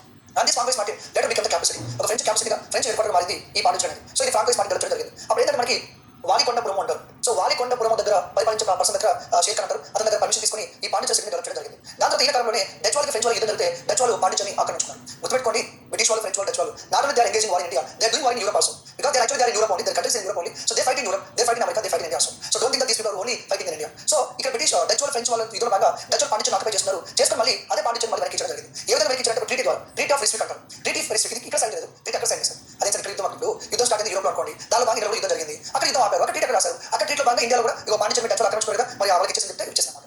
ట్రీటీ ఆఫ్ రిస్విక్ అంటారు. సో పాండిచేరిని డెవలప్ చేసిన పర్సన్ అంటే ఫ్రాంకోయిస్ మార్టిన్. ఇనిషియల్గా ఫ్రెంచ్ చూసిన వారిని కమిషనర్స్ అన్నారు, దాని తర్వాత గవర్నర్స్ అన్నారు, ఇవి అనమాట. సో ఫ్రాంకోయిస్ మార్టిన్ వ్యక్తి not only commissioner but also work as governor. ఇక్కడ చూడండి, ఫ్రాంకోయిస్ మార్టిన్ వ్యక్తి 1681 నుంచి 1693 దాకా పనిచేశాడు. అదే వ్యక్తి మళ్ళీ 1690 నుంచి 706 దాకా పనిచేశారు. ఇనిషియల్గా కమిషనర్ పనిచేశారు, తర్వాత ఫ్రెంచ్ గవర్నర్గా పనిచేశారు. ఓకేనా, రైట్. నెక్స్ట్ దులివర్ అంటారు. సో దాని తర్వాత బిల్ అంటారు. ఏ పేరు అంటే పేర్లు ఉన్నాయి, బట్ తప్పదు, నేను గవర్నర్ చదవడం నాకు అవసరం లేదు. ఓకే, ఇలా రకరకాల పేర్లు ఉన్నాయి. సరే మీరు చదవంటే మా పరిస్థితి అంటే అన్ని గుర్తుపెట్టుకోవాల్సిన అవసరం లేదు, డిఫికల్ట్ ఉంటే మొత్తం పేరు గుర్తుపెట్టుకోవాల్సిన అవసరం లేదు. వాళ్ళ పేరు ఏది ఈజీ పదం ఉందో, స్టార్టింగ్ పదం ఏదో అది గుర్తుపెట్టుకుంటే, కానీ అంత అవసరం లేదు, ఈ పర్సన్ గుర్తుపెట్టుకోండి. తర్వాత నెక్స్ట్ డ్యూమాస్ గుర్తుపెట్టుకోండి. This is important person. ఎవరు? Joseph François Dupleix. It is not duplex, it is Dupleix. Joseph François Dupleix 42 నుంచి 54 ఇయర్ గుర్తుపెట్టుకోవాలి. ఈయన కాలంలో ఏం జరిగిందంటే ఫస్ట్ దాంతో పాటు సెకండ్ కర్ణాటక వార్ జరిగింది. First and second Karnataka war జరిగింది. ఇది బ్రిటిష్ కాంగ్రెస్ ఆఫ్ దాంట్లో వస్తుంది. సో ఇక్కడ first and second Karnataka war పాల్గొనేవారంటే మనకు కూడా ఆయన ఫ్రెంచ్ గవర్నర్గా పనిచేశారు. And because of Dupleix only and in India the French level reach to fix stage. అంటే డూప్లే లాంటి ఒక పవర్ఫుల్ పర్సన్ కాబట్టి ఇండియాలో ఫ్రెంచ్ ఒక పొజిషన్ లేదని చెప్పొచ్చు. అది ఆయన వల్ల జరిగింది. సో ఫస్ట్ కర్ణాటక వార్ పాల్గొన్నాడు, సెకండ్ కర్ణాటక వార్ పాల్గొన్నాడు. సెకండ్ కర్ణాటక వార్ అయిపోయిన తర్వాత ఈయన పర్ఫార్మెన్స్ లేదని చెప్పి వెనక్కి పిలిపించేశారు. ఈ వాజ్ రికార్డ్. ఆ డూప్లే ప్లేస్ లోకి టెంపరీగా వచ్చిన గవర్నర్ అంటే చార్లెస్ బురాయ్. ఈయన కాలంలోనే ఒక ట్రీటీ రాసుకున్నారు. వాళ్ళు బ్రిటిష్ వాళ్ళు అంటే వీళ్ళు తర్వాత వస్తే కర్ణాటక వార్ వస్తుంది ఎవరికండి, నేను ఇక్కడ మొత్తం యుద్ధాలు చెప్పట్లేదు, ఏ గవర్నర్ కాలంలో ఏదైనా మాత్రం చెప్తున్నాను. ఈ ట్రీటీ ఏంటి, కర్ణాటక వార్ అనేది మీకు సపరేట్ వస్తుంది. Okay, so first second Karnataka war పాల్గొన్నాడు అని రికార్డ్ చేశారు. టెంపరీ బురాయ్ రావడం జరిగింది. ఈయన వచ్చిన తర్వాత ట్రీటీ రాసుకున్నారు. అదే ట్రీటీ ఆఫ్ పాండిచేరి అంటారు. సెకండ్ కర్ణాటక వార్ తర్వాత ట్రీటీ ఆఫ్ పాండిచేరి రాశారు బ్రిటిష్ వాళ్ళు, ఫ్రెంచ్ వాళ్ళు అప్పుడు ఉన్నారు. దాని తర్వాత ఇంకో పర్సన్ కాంబి లాలి. కాంబి లాలి ఎందుకు ఇంపార్టెంట్ పర్సన్ అంటే థర్డ్ కర్ణాటక వార్ టైంలో మనకు ఉన్నాడు. థర్డ్ కర్ణాటక వార్ టైంలో కాంబి లాలి అంటారు. అది ఫ్రెంచ్ గవర్నర్గా ఉన్నాడు. 1758 నుంచి 61 వరకు ఫ్రెంచ్ గవర్నర్గా ఉన్న ఇండియాలో అంటే కాంబి లాలి. వీళ్ళందరూ ఫ్రెంచ్ తరఫున ఇండియాలో పనిచేసిన గవర్నర్. విలియం బెంటిక్, లేకపోతే వాన్ హేస్టింగ్, ఓకే, ఇంకా ఉన్నారు, ఇంకా చాలా గవర్నర్ చేస్తున్నారు. వంద దేనికోసం పనిచేస్తారు, ఇండియాలో బ్రిటిష్ కోసం పనిచేస్తారు. Okay, right. తర్వాత ఫస్ట్ సెగ్మెంట్ ఏంటి, వీళ్ళకి ఫస్ట్ సెగ్మెంట్ వచ్చేసి సూరత్ అండి. ఫస్ట్ సెగ్మెంట్ వచ్చేసి సూరత్. బ్రిటిష్ వాళ్ళు మచిలీపట్నం అన్నాం, పోర్చుగీస్ వాళ్ళు కొచ్చిన్ అన్నాం, డచ్ వాళ్ళు ఏమన్నా మచిలీపట్నం అన్నాం. మరి ఫ్రెంచ్ యొక్క ఫస్ట్ సెగ్మెంట్ ఏంటి, సూరత్. హెడ్ క్వార్టర్ ఏంటి, ఒక్కొక్క హెడ్ క్వార్టర్ కూడా పాండిచేరి.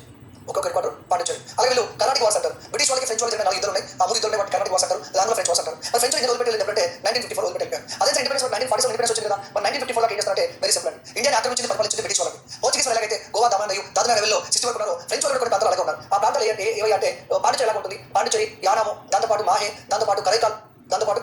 సో పాండిచేరి, యానం, మాహే, కరైకాల్. దాంతోపాటు చందానగర్ లేదా చంద్రనాగర్ అంటారు. చంద్రనాగర్ అంటారు. ఇది వెస్ట్ బెంగాల్ ఉంటుంది. ఇది ఎక్కడ వెస్ట్ బెంగాల్ ఉంటుంది. మరి కరైకాల్ ఎక్కడ ఉంటుంది, తమిళనాడులో ఉంటుంది. మాహే ఎక్కడ ఉంటుంది, కేరళ ఉంటుంది. యానం ఎక్కడ ఉంటుంది, ఏపీ. ఇంటర్నెట్ కదా. అంటే బ్రిటిష్ వాళ్ళు మ్యాక్సిమం పరిపాలించారు, స్వాతంత్రం ఇచ్చిన వెళ్ళిపోయారు. కానీ పోర్చుగీస్ వాళ్ళు అలాగే ఉన్నారు. గోవా, దాదాపు ఈ ప్రాంతాలు ఇండియా కూడా 1961 అలాగే ఫ్రెంచ్ వాళ్ళు కంట్రోల్ కొన్ని ఉన్నాయి. మన ఇండియన్ గవర్నమెంట్ ఏంది, బాబు ఫ్రెంచ్ మీకు చేస్తారా, మా యొక్క ఫ్రెంచ్ అక్కడ ఈ చిన్న ప్రాంతం మాకు ఇచ్చిందంటే ఫ్రెంచ్ వాళ్ళు యాక్సెప్ట్ చేయలేదు, మనం తీసేసుకున్నాం. ఓకేనా, రైట్. సో ఫ్రెంచ్కి సంబంధించి ప్రాంతం ఇండియా కలిసిపోయింది అనమాట. ఒకసారి చూద్దాం. మరి ఎందుకు డిక్లేర్ అయింది, ఈ మ్యాప్ పక్కన పెడితే ఎందుకు డిక్లేర్ అయింది మ్యాటర్, ఎందుకు డిక్లేర్ అయింది, ఫ్రెంచ్ వాళ్ళు ఎందుకంటే పవర్ఫుల్ కాదు. సింపుల్ అండి, ఫ్రెంచ్ వాళ్ళు ఎందుకు డిక్లేర్ అయ్యారంటే రకరకాల కారణాలు ఉన్నాయి. So French was different British. French వాళ్ళు బ్రిటిష్ చేతిలో అక్కడ యూరోప్లో, అక్కడ అమెరికాలో, ఇండియాలో ఓడిపోతూ వచ్చారు. 3 కర్ణాటక వార్స్లో ఓడిపోయారు. ఆ 3 కర్ణాటక వార్లో మనకు ఒక బ్యాటిల్ జరిగింది 1760లో. ఇది కర్ణాటక వార్స్లో వస్తుంది. దాన్ని ఏమంటారంటే బ్యాటిల్ ఆఫ్ హ్యాండ్ వాష్ అంటారు. దాన్ని ఏమంటారు, బ్యాటిల్ ఆఫ్ హ్యాండ్ వాష్ అంటారు. అంటే 100 వాసి యుద్ధం అంటారు. ఈ 100 వాసి యుద్ధంలోనే బ్రిటిష్ వాళ్ళు ఫ్రెంచ్ వాళ్ళు ఓడించడం జరిగింది. ఇది కర్ణాటక వార్స్లో వస్తుంది. ఈ బ్యాటిల్ ఆఫ్ హ్యాండ్ వాష్ అనేది కేవలం ఫ్రెంచ్ ఇష్టం గురించి మాత్రం డిస్కస్ చేస్తాం. సో 1760లో బ్యాటిల్ ఆఫ్ హ్యాండ్ వాష్లో ఫ్రెంచ్ వాళ్ళు బ్రిటిష్ చేతిలో ఓడిపోయారు. దాని తర్వాత 1763లో ట్రీటీ ఆఫ్ ప్యారిస్ రాసుకున్నారు. ఈ సంధి కుదుర్చుకున్నారు. ఈ ట్రీటీలోనే ఇంకా ఫ్రెంచ్ వాళ్ళకి పని అయిపోయిందని చెప్పొచ్చు. అంటే ఇండియాలో ఫ్రెంచ్ వాళ్ళు ఏదో వ్యాపారం చేసుకుంటారు తప్ప ఇంకేం చేయరు. ఇప్పుడు మైండ్ డౌట్ ఉంది, నాకు తెలుసు. సో 1760లో యుద్ధం అయిపోతే 63 దాకా ఏం చేసిన 3 సంవత్సరాలు చెప్పాలిగా ఏమని అడగచ్చు, ఏమంటారు అట్లా యుద్ధం స్టార్ట్ అయింది కదా. అది నేను చెప్పిన కర్ణాటక వార్స్లో వస్తాయి. యుద్ధం ఈడ అయిపోయింది, కానీ యూరోప్ ఫైట్ అయిపోయింది. యూరోప్లో బ్రిటిష్ ఫ్రెంచ్ యుద్ధం చేసుకుంటారు. అక్కడ యుద్ధం చేసుకోవడం వల్ల ఇక్కడ యుద్ధం వచ్చింది. ఇక్కడ యుద్ధం తొందరగా అయిపోయింది, ఫ్రెంచ్ తొందరగా ఓడిపోయారు. కానీ యూరోప్ యుద్ధం కంటిన్యూ అవుతుంది. అలా యూరోప్ యుద్ధం కంటిన్యూ అయిన తర్వాత 1760లో యుద్ధం అయిపోతే 1760లో అక్కడ ట్రీటీ రాసుకున్నారు. ట్రీటీ ప్యారిస్ చెప్పి యూరోప్ ప్యారిస్ రాసుకున్నారు. అలా రాసుకున్నప్పుడు ఇండియా గురించి మెన్షన్ చేశారు. మరి మనం యూరోప్ యుద్ధం చేశారు కదా, మరి ఇండియా చెప్పి కండిషన్స్ అలా ట్రీటీ ప్యారిస్తో ఎండ్. సో మెన్షన్ అవుతారు which of the following battle ended the French domination అంటే బ్యాటిల్ ఆఫ్ హ్యాండ్ వాష్ ఏలో 1760. ఓకే, నెక్స్ట్ పాండిచేరి సంగతి ఏంది, జస్ట్ ఐడియా కోసం అంటే పాండిచేరి ఫస్ట్ 1674లో ఫ్రాంకోయిస్ మార్టిన్ డెవలప్ చేశారు. దాన్ని డచ్ వాళ్ళు కంట్రోల్ తీసుకున్నారు. కొన్ని బ్రిటిష్ కంట్రోల్ వెళ్ళిపోయింది, మళ్ళీ బ్రిటిష్ కంట్రోల్ వెళ్ళిపోయింది. దాని తర్వాత మళ్ళీ ఫ్రెంచ్ కంట్రోల్ వచ్చింది. అలా చేతులు మాత్రం వచ్చింది ఈ యొక్క Pondicherry. Okay, right. Next 18 March 1954 Pondicherry municipality resolution pass చేసింది. ఏమంటే మేము ఇండియా కలిసిపోతాం, చిన్న ప్రాంతం కదా పాండిచేరి, చిన్న ప్రాంతం. సో వీళ్ళ పాండిచేరి మున్సిపాలిటీలో రెజల్యూషన్ పాస్ చేశారు. ఏమి ఫ్రెండ్స్తో కంటిన్యూ మేము భారతదేశం కలిసిపోతాం అని చెప్పేసి. అలా మనకి ఫస్ట్ నవంబర్ 1954లో ఈ పాండిచేరి ఇండియా కలపడం కాకుండా ఒక యూనిట్ కూడా మార్చడం జరిగింది. సో పాండిచేరి అంటే control of French, Pondicherry control ఉంది, ఫ్రెంచ్ కంట్రోల్ ఉంది. రెజల్యూషన్ పాస్ చేసిన తర్వాత పాండిచేరి ఇండియా కలిపేసింది, యూనిట్ చేశారు. తర్వాత మళ్ళీ యానం ఒకప్పుడు యానం అంటారు. ఇది ఒక డచ్ కాలనీ. 1720లో వీళ్ళు ఒక వేరే హౌస్ నిర్మించారు. 1730 డూప్లెక్స్ అంటారు ఫ్రెంచ్, ఆయన కంట్రోల్ తీసుకున్నాడు. 1750 దాని నిజాం ఉన్నాడు, ఏవైతే ముజఫర్ జంగ్ ఉన్నాడో అతను కంట్రోల్ తీసుకున్నాడు. సాల్వ జంగ్ వ్యక్తి ఈ యొక్క యానాన్ని అది యాక్చువల్ ఇరాన్ వచ్చాడు. యానం అనే పేరు వచ్చింది అడిగితే యానం అనే చిన్న ప్రాంతం ఏపీలో ఉంటుంది. అది ఈజీగా డచ్ కంట్రోల్లో ఉంది. తర్వాత ఈజీగా ఫ్రెంచ్ కంట్రోల్ వచ్చింది. అలా చేతులు మాత్రం వచ్చింది. ఒకనొక టైంలో ఎవరైతే నిజాం ఉన్నాడు, మన హైదరాబాద్ ఉన్నాడు, ఏం చేసినట్టే ఈ ప్రాంతాన్ని యానం అనే ప్రాంతాన్ని ఇనాం కింద ఇనాం గిఫ్ట్ కింద ఇస్తాను. అందుకని ఇనాం కాస్త యానం అయిందని అంటారు. నెక్స్ట్ 13 జూన్ 1954 యానం వాళ్ళు కూడా రిజల్యూషన్ పాస్ చేసి మేము భారతదేశం కలిసిపోతాం అన్నారు. అలా నవంబర్ 1 1954 ఇది ఏమైంది ఇండియా కలిసిపోయింది, ఒక యూనిట్ కింద. ఓకే, పాండిచేరితో పాటు యూనిట్ అయింది అనమాట. ఇది కోస్ట్ ఏరియా, ఇది రామచంద్రపురం, ఇది పామూరు, ఇది అయినవల్లి, ఇది ముమ్మడివరం, ఇది వేరేపల్లి, ఇది యానం, ఇది యానం అనమాట. కోస్ట్ ఏరియా దగ్గర. ఓకే, నెక్స్ట్ వచ్చేసి మాయ. ఈ మాయ ఎక్కడ ఉంటుంది? కేరళ ఉంటుంది. మాయ ఎక్కడ? కేరళ ఉంటుంది. ఒకటి ఏంటంటే కొలతనాడు అనేవారు, కొలతనాడు.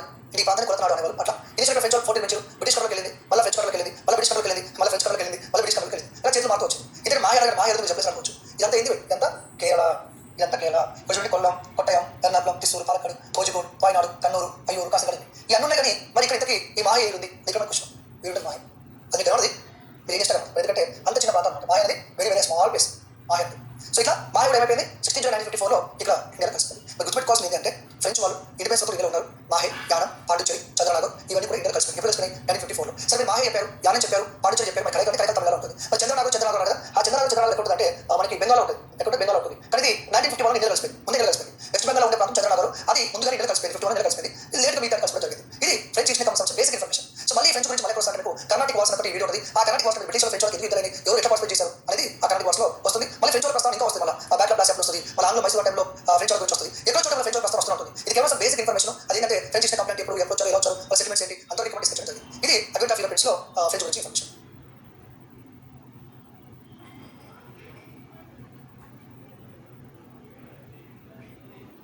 Hello students. So in history, one of the important thing and frequently they are asking questions about the acts passed by government.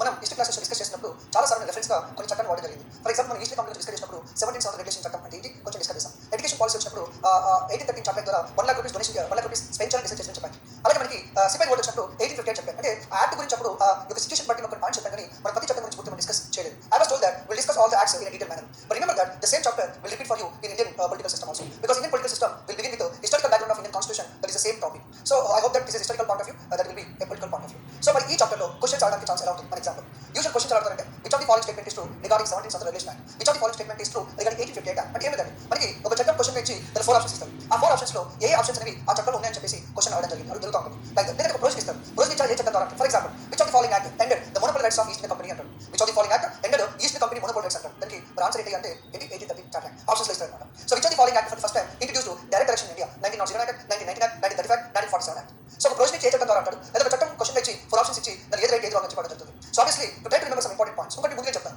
Sir ఒక చట్టంలో చాలా ప్రోజెక్ట్స్ ఉంటాయి కదా సార్, అన్ని గుర్తుపెట్టుకోవడం చాలా కష్టం కదంటే మీరు స్టేట్మెంట్ మొత్తం గుర్తుపెట్టుకోవాల్సిన అవసరం లేదు. ప్రతి స్టేట్మెంట్ లో ఒక కీ పాయింట్ కీ వర్డ్ ఉంటుంది. ఆ వర్డ్ గుర్తుపెట్టుకుంటే చాలు. ప్రతి స్టేట్మెంట్ లో ఒక కీ పాయింట్ కీ వర్డ్ ఉంటుంది. అది మీరు గుర్తుపెట్టుకుంటే సరిపోతుంది. Okay right.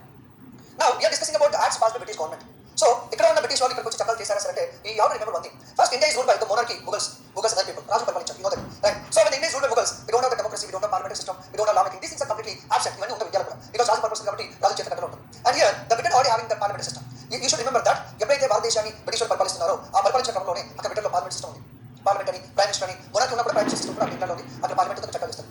అది మీ మైండ్ పెట్టుకోండి. So initially in India we don't have any parliamentary system. These British people gradually introduced parliamentary system in India. అంటే అంత ఒకేసారి రెవల్యూషన్ కాలేదండి. చట్టం ద్వారా ఒక్కో చట్టం ద్వారా ప్రొవిజన్ తీసుకొచ్చారు. ఒక చట్టం ద్వారా గవర్నమెంట్ అన్నారు, ఇంకో చట్టం ద్వారా గవర్నమెంట్ ఆఫ్ ఇండియా అన్నారు. అలా మెల్లిగా ఒక్కో చట్టం ద్వారా ప్రొవిజన్ తీసుకొస్తూ చివరికి మనకి 1935 చట్టం అనే టైం వచ్చేసరికి ఫుల్ ఫ్లెడ్జ్డ్ పార్లమెంటరీ సిస్టమ్ ఇండియాలో వచ్చిందని భావించవచ్చు. 1935 చట్టం వరకు గ్రాడ్యువల్ ఒక్కో చట్టం ద్వారా provision. Then when you are talking about acts, here there are 4 different types of acts are there. See, regulating act. Each of the parties act ni regulating చట్టాలు ఉంటాయి. ఏమంటారు? regulating act అంటారు. So why it is called regulating act? 1773 is the first act passed by British government to regulate East India Company affairs. And East India Company affairs ni regulate చేయడానికి pass చేశారు కాబట్టి regulating చట్టాలు అంటారు. 1773, 1784 like that. The next Councils Act. Councils Act. If you see for example 1861, 1892, 1892, these kind of acts are usually known as Councils Act. But between regulating and Councils Act, one more type of act is there. But it was called Charter Act. What is that? Charter Act.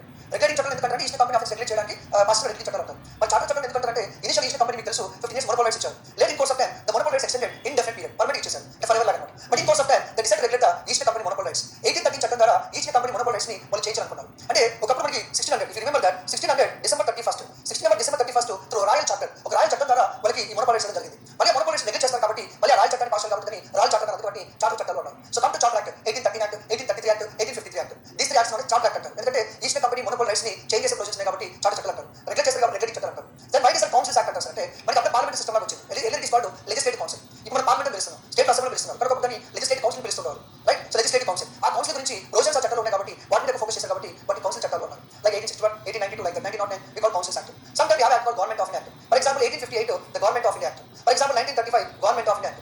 Why that government of India? మనకి 1858 తర్వాత మనకి East company అధికారం రద్దు చేశారు. అప్పటి నుంచి British కంట్రోల్కి భారతదేశం మొత్తం వెళ్ళిపోయింది అఫీషియల్గా. Instead it is rule by company, now it is rule by queen or king. So అలా గవర్నమెంట్ చట్టాలు పాస్ చేయడం జరిగింది. ఇవి బ్రిటిష్ పార్లమెంట్ అధికారికంగా ఇండియాలో affairs east India company affairs neglect చేయడానికి ఈ తీసుకొచ్చిన చట్టాలు. ఇవి మేజర్ చట్టాలు, అడ్మినిస్ట్రేషన్ కోసం కానీ వెల్ఫేర్ కోసం. ఇవి కాకుండా ఎప్పుడో చోట ఏ ఒకటి చిన్న చట్టాలు పాస్ చేస్తున్నాం. Now if you see regular మనం చూసినట్లయితే మన ఢిల్లీ మోటార్ వెహికల్ యాక్ట్ ఉంటుంది, హెల్మెట్ పెట్టుకోవాలి, ట్రాఫిక్ ఫాలో అవ్వాలి, లైసెన్స్ ఉండాలి, అలాగే ఫార్మర్ చట్టాలు. గవర్నమెంట్ ఆఫ్ ఇండియా పార్లమెంట్లో ఎప్పుడో చట్టాలు చేస్తూ ఉంటారు చిన్న చోట. అలా బ్రిటిష్ కూడా చాలా చట్టాలు తీసుకొచ్చారు. For example widow marriage act, Satya abolition act, right, caste disable remote act, female infanticide abolition act, ఇవన్నీ కూడా ఎప్పుడో చోట అవసరం పడే చట్టాలు తీసుకొచ్చారు. వాటిని మనం నేను అంటే ఆర్డర్ చట్టాలకు తీసుకోవడం జరుగుతుంది. But these are major act which are going to change administration and everything. Clear, right. The first one is for 17th Century act. ఏదైనా ఒక చట్టం పాస్ చేసే ముందు మన డిస్కషన్ అవుతుంది మనకి ఆ చట్టాన్ని ఎందుకు పాస్ చేయాలనుకున్నారు, ఆ చట్టాన్ని పాస్ చేసే ముందు జరిగిన సంఘటన ఏంటి, so that we understand better. So first ఏంటంటే ఆ చట్టాన్ని పాస్ చేసే ముందు జరిగిన సిచువేషన్స్ ఏంటి, ఆ చట్టంలో మేజర్ ప్రొవిజన్స్ ఏంటి.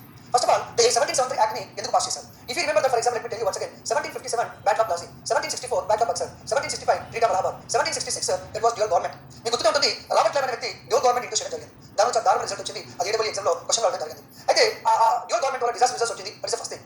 గ్రీన్ క్రైసిస్ వచ్చింది, చాలా ప్రాబ్లమ్స్ ఉన్నాయి. At same time the Bengal for the first time came under control British government. Bengal regulate చేయాలి. ఎందుకంటే అప్పుడు ట్రేడింగ్ కంపెనీ ఉన్న ఈస్ట్ కంపెనీ మొట్టమొదటిసారిగా బెంగాల్ పెద్ద ప్రాంతం ఇండియా కంట్రోల్కి వచ్చింది. That is first thing. And Bengal there so many issues are there. Third one corruption issues ఉన్నాయి. ఇవన్నీ బేస్ చేసుకొని the British government in London they decided to regulate east company affairs. That is what mention here. To control and regulate affairs of east India company, to control and regulate affairs of east India company, to recognize the political administrative powers of the company.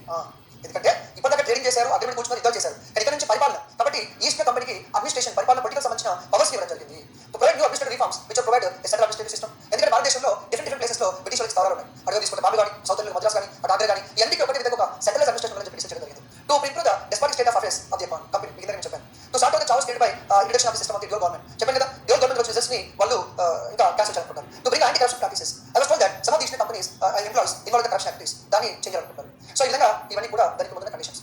Then finally 17th Century regulation act was passed. మీకు విషయం చెప్పాలి, just what to remember that మనకి East Company వాళ్ళు 3 ప్రాంతాల్లో presidency ఏర్పాటు చేశారు. 3 areas the presidencies, right. One is called Bengal presidency, Bombay presidency, Bengal presidency, Madras presidency, right. Each and every president governor ఉంటారు. Governor of Bengal, governor of Bombay and governor of Madras also. Okay, remember that. Each and every presidency as governor. Problem ఏంటంటే when are they going for war there is issue between them. ఇప్పుడు యుద్ధానికి వెళ్ళినప్పుడు decision తీసుకున్నప్పుడు ఈ governor ఒక మాట అంటారు, ఈ గవర్నర్ ఒక మాట అంటారు. అంటే ముగ్గురు గవర్నర్స్ కి సంథింగ్ ప్రాబ్లమ్ ఇస్ దేర్. దాన్ని కూడా సార్ట్ అవుట్ చేయాలనుకున్నారు. So 17th Century regulation act, governor of Bengal Fort William made as governor general of Bengal. ఏంటి, governor Bengal governor general of Bengal మార్చారు. సో గవర్నర్ ఆఫ్ బెంగాల్ కి గవర్నర్ జనరల్ ఆఫ్ బెంగాల్ తేడా ఏంటి అంటే ఇందాక చెప్పాను కదా. So governor general of Bengal అంటే ఈ బెంగాల్ గవర్నర్ కి కొంచెం ఎక్కువ పవర్స్ ఇచ్చారు, మోర్ పవర్స్ ఇచ్చారు. అంటే వీళ్ళకంటే ఏ విధంగా the Madras governor, the Bombay governor shall be subordinate to the governor general of Bengal regarding war some like that. కొన్ని విషయాలు ఇద్దరు కూడా ఆయనకి సబార్డినేట్ గా ఉండాలి ఆయన చెప్తూ ఉంటారు. దీని వల్ల ఏంటంటే in course of time Bengal అనేది బెంగాల్ గవర్నర్ వాడికి ఎక్కువ పవర్స్ ఇచ్చి వచ్చారు. ఈ బెంగాల్ అడ్మినిస్ట్రేషన్ సెంటర్ గా మారింది. ఈ బెంగాల్ కలకత్తానే ఇండియాకి క్యాపిటల్ సిటీగా మారింది.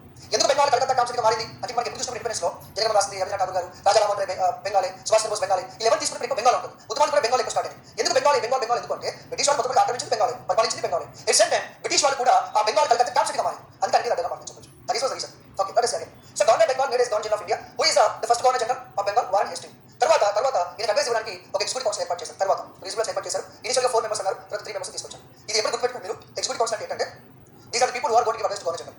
అది governor general advice. It subordinate governors of Bombay and Madras to the governor general of Bengal as I told you. The Supreme Court was established. Supreme Court was established at Fort William. Okay. Sir supreme court అంటే కలకత్తాలో ఏర్పాటు చేశారు ఈ చట్టంగా. Supreme court India మొత్తమా? ఇప్పుడు మీకు మళ్ళీ confusion. Just I want to remove the confusion here. ఇప్పుడు మనం బ్రిటిష్ ఇండియా అంటారు. ఇప్పుడు క్లారిటీ వస్తుంది ఏంటంటే you should remember that entire India is not conquered by British, not only British. భారతదేశం మొత్తాన్ని బ్రిటిష్ పరిపాలించట్లేదు. భారతదేశం మొత్తం బ్రిటిష్ అధికారంలో లేదు. Only few parts of India, half of the parts of India under control of British. ఇలా Madras presidency, ఇలా Bombay presidency, Punjab presidency, Andhra presidency, ఇలా ఒక 50% వరకు జియోగ్రఫికల్ గా బ్రిటిష్ వాళ్ళ కంట్రోల్ ఉంది. మరి మిగతా ప్రాంతం ఏంటంటే ఫర్ ఎగ్జాంపుల్ కేరళ ట్రావెన్కోర్, మైసూర్, ఒరియాస్, అలాగే హైదరాబాద్, తెలంగాణ, నిజాం, అలా మనకి 500 పైగా ప్రిన్స్లీ స్టేట్స్ ఉన్నాయి. There are more than 500 princely states are there. They are ruled by Indians. Indian control better different issue. కాబట్టి ఇప్పుడు నేను చెప్పే చట్టాలు ఇవన్నీ కూడా ఎవరికి అప్లికబుల్ అవుతాయంటే నేను ఏమంటానంటే ఇండియా అంటారు. కానీ మీరు గుర్తుపెట్టుకోవాల్సిన అవసరం మొత్తం భారతదేశం కాదు. బ్రిటిష్ వాళ్ళు ఎక్కడెక్కడైతే పరిపాలిస్తున్నారో ఆ ప్రాంతాలకు మాత్రం అప్లికబుల్ అవుతుంది. రిమైనింగ్ ఇండియా కూడా మన రూల్ చేస్తారు. బ్రిటిష్ వాళ్ళు చేసే చట్టాలు నిజాం తెలంగాణకి అప్లికబుల్ అవుతాయి, ఖచ్చితంగా అప్లికబుల్ అవుతాయి. అది మీరు మైండ్లో పెట్టుకోండి. ఓకే, సో ఇక్కడ ఇది తీసుకొచ్చి అంటే నేను ఇండియా అంటే మొత్తం ఇండియా కాదు. ఇంకొకటి British rule areas are known as British India. British వాళ్ళు పరిపాలించే బ్రిటిష్ ఇండియా అంటారు. Then what are the remaining areas are called princely states. సంస్థానం, స్వదేశీ సంస్థానాలు అంటారు. లైక్ నిజాం సంస్థానం, హైదరాబాద్ సంస్థానం, ట్రావెన్కోర్, అలాగే ఇంకోటి ఇక్కడ తీసుకుంటే మైసూర్ కానీ వీటికి సంస్థానాలు అంటారు. ఇంకొకటి we use a word called province. మనం ప్రావిన్స్ అనే పదం వాడతాం. ప్రావిన్స్ అంటే ఏంటి? No take the example of today. Today we have a country called India. India దేశం ఉంది. ఇండియా దేశం ఎలా డివైడ్ చేసాం? స్టేట్స్ గా డివైడ్ చేసాం. ప్రతి స్టేట్ ఎవరు ఉంటారు? ఒక అసెంబ్లీ ఉంటుంది, ఒక చీఫ్ మినిస్టర్ ఉంటారు. అంతే కదా. సేమ్ టైం బ్రిటిష్ వాళ్ళు కూడా వాళ్ళు పరిపాలించే ప్రాంతాన్ని ఎలాగైతే స్టేట్స్ డివైడ్ చేసామో they divide into provinces. So Madras province, Bombay province, central province, United province, like that the British rule areas divide into province. Province అంటే స్టేట్ గవర్నమెంట్ లెక్క. అయితే ఎలాగైతే స్టేట్ అసెంబ్లీ ఉందో బ్రిటిష్ వాళ్ళు కూడా ఈ ప్రావిన్సెస్ మెల్లమెల్లగా చట్టాలు చేసే అధికారాన్ని మెల్లమెల్లగా ఇవ్వడం జరిగింది. సో ప్రావిన్స్ అంటే బ్రిటిష్ స్టేట్ గవర్నమెంట్ గుర్తుపెట్టుకోండి. Clear? Okay, so that is one. Supreme court అంటే కేవలం బ్రిటిష్ రూల్ ఏరియా అది కలకత్తా కోసం. ఇది prohibit servants of the company from engaging in any private trade are accepting bribes. Bribe చేయడం కానీ అలాగే కంపెనీ ప్రైవేట్ ఓన్ గా సొంతంగా ట్రేడ్ తీసుకోవడం బ్యాన్ చేయడం జరిగింది. Court of directors, the governing body of the company should report it's revenue. What is this court of directors? Let us see. See, through 17th Century Regulation Act, we have an important provision called Court of Directors. Right? See, ఎక్కడ London లో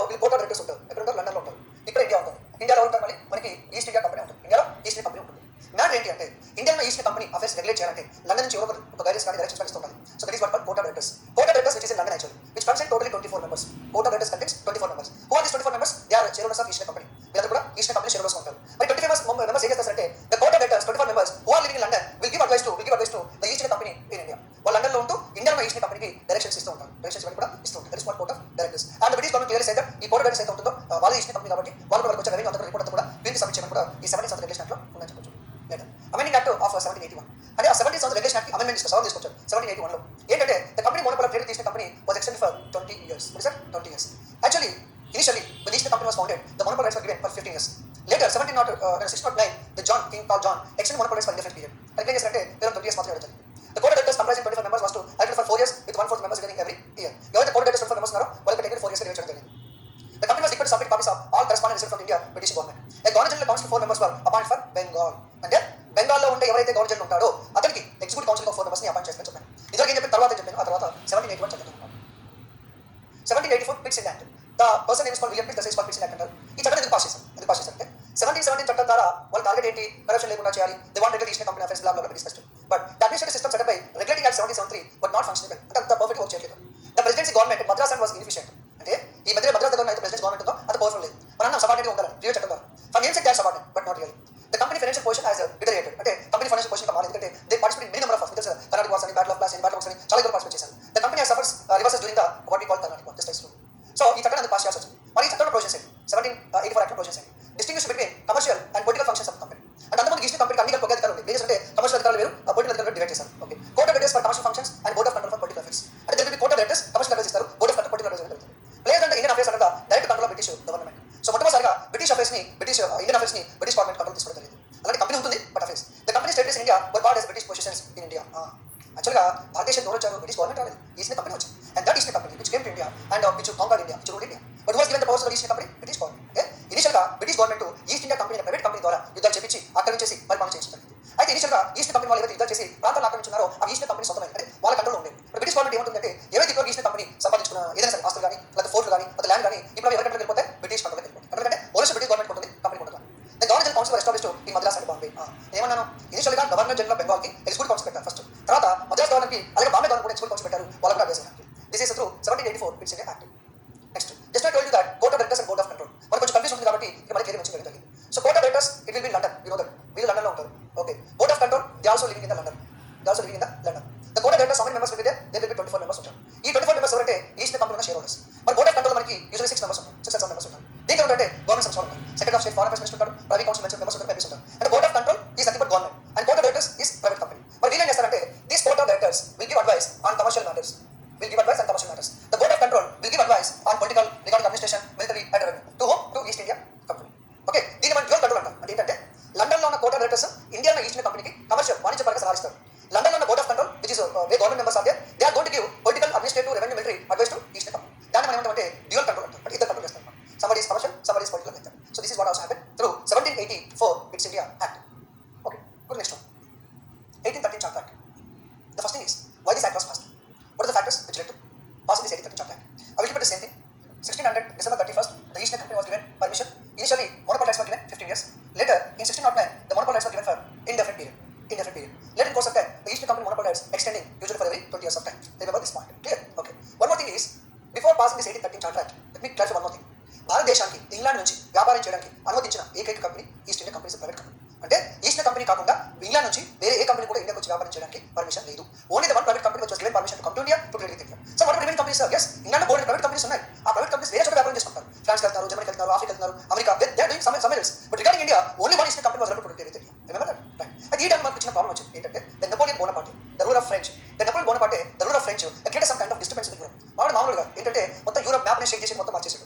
అసలు ఎప్పుడు ఏ ప్రాంతం ఆక్రమిస్తాడో, ఎవరికి ఇచ్చేస్తాడో, ఏ ప్రాంతం దీనిలో కలిపేస్తాడో ఎవరికి తెలియదు. సో ఆ దిమాగ్ అట్లా అనమాట. But one of the great అని చెప్పొచ్చు మనకి రాజకీయ తీసుకుంటే the Napoleon Bonaparte the France. అయితే మనోడ ఫ్యాక్షన్స్ వల్ల పాపం ఈ చాలా మంది బ్రిటిష్ వాళ్ళు వేరే ప్రాంతాల్లో వ్యాపారం చేసుకునే పరిస్థితి లేకుండా పోయిందని చెప్పొచ్చు. Because the French prohibited import of goods from British. French వాళ్ళు ఏం చేశారంటే బ్రిటిష్ దగ్గర నుంచి గూడ్స్ ఇంపోర్ట్ చేసుకుని ప్రొహిబిట్ చేశారు. లైక్ దట్ నా British England merchants they are facing problem regarding trade.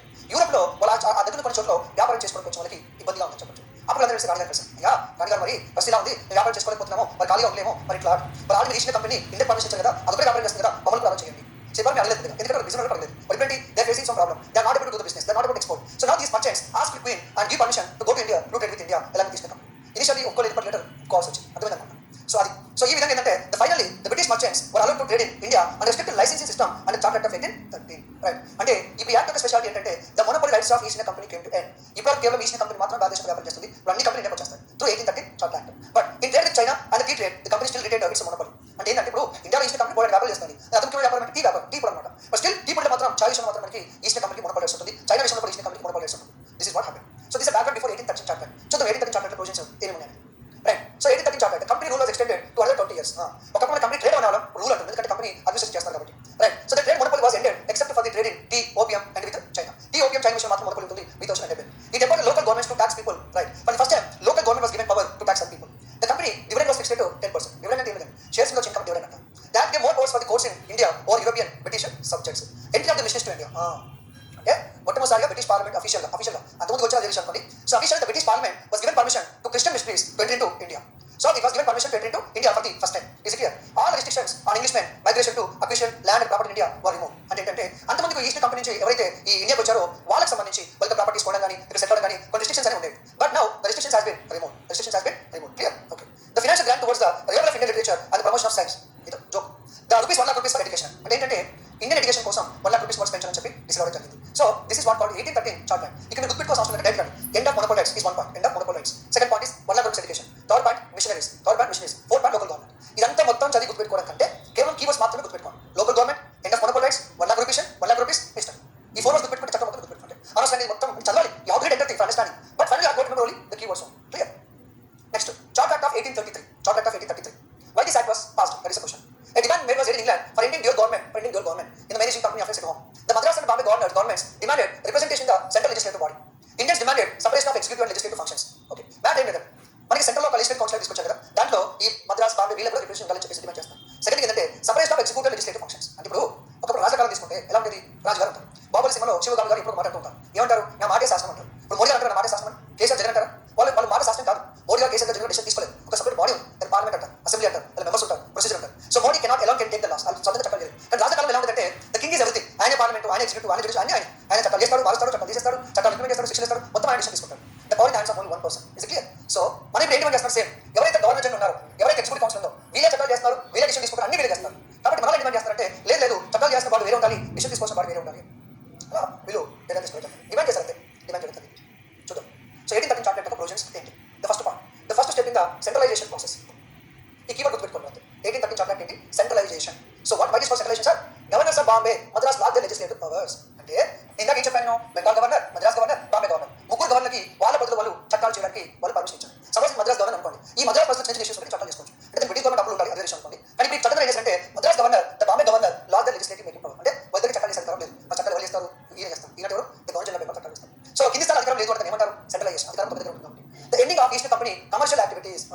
The commercial activities of east company completely came to end. Is clear? దాని అర్థం ఏంటంటే by 1813 Charter Act, already monopoly rights came to end. By 1833 Charter Act, now onwards, East company should not engage in the business or commercial matters. It is purely administrative company. Okay? See, భారతదేశాన్ని వాళ్ళు ఆడి ఆక్రమించుకుని పరిపాలిస్తున్నారు. వాళ్ళు business చేయాల్సిన అవసరం లేదు ఇంకా. So now onwards, East company is not a trading company. It is administrative company, like a territorial company. Remember that point. Okay. Governor General of Bengal made as a Governor General of India. తేడా ఏంటి sir అంటే governor general of Bengal అంటే గవర్నర్కి ఈ Bengal powers ఉంటుంది, మిగతా చోట్ల కొంత పవర్స్ ఎక్కువ ఉంటుంది. Very governor general of India అంటే కలకత్తాలో ఉండే పర్సన్ ఉన్నారు, అతనికి గవర్నర్ జనరల్ ఆఫ్ ఇండియా అంటారు. అతనికి ఇండియా మొత్తం పవర్స్ ఉంటుంది. So the decision taken by the governor general of India will be applicable to entire India. Okay right. So this is what happen. The countries administration was unified under one control. అంతే కదా? 1833 చట్ట ప్రకారం ఏమైపోయింది? మద్రాస్ గవర్నర్కి బెంగాల్ గవర్నర్కి powers పోయినాయి కదా, governor general of India powers వచ్చాయి, అధికారం మొత్తం చోట ఉంటుందని చెప్పేసి. The governor general had legislative powers enter British India. బెంగాల్లో ఉండే ఎవరైతే గవర్నర్ జనరల్ ఆఫ్ ఇండియా ఉంటాడో అతనికి భారతదేశం మొత్తం చట్టం చేసే అధికారం ఉంది అంటారు. The governor general in council had authority to amend, repeal, or any law pertaining to all people placed in British Indian territories of the British, foreign Indian natives. Next, the civil and military affairs of the company were controlled by the Governor General Council. Okay. For the first time, the Governor General government was called as Government of India, and the council was called as Indian Council. అర్థమైందా? Okay. ఇప్పటి నుంచి ఏమంటారంటే మొట్టమొదటిసారిగా ఈ governor general government, Indian government of India పదాన్ని మొట్టమొదటిసారి ఇచ్చడం జరిగింది. మరి ఎగ్జామ్ అడుగుతారు, through which of the following act it was called as government of India అంటారు. The answer is nothing but called 1833 charter అని చెప్పొచ్చు. ఇంకా ఉంది. ఇప్పుడు ఇక్కడ నుంచి మీరు గుర్తుపెట్టుకోవాల్సిన అవసరం ఏంది? Just for by closing your eyes, east India company monopoly rights came to end. Governor General of Bengal now called as the Governor General of India. Is it clear? And Governor General of India has a lawmaking power entire India. ఈ keywords గుర్తుపెట్టుకుంటే సరిపోతుంది. Through this act 1833 చట్టం ద్వారా మరి ఎప్పుడు ఇక్కడ ఎవరున్నారు sir?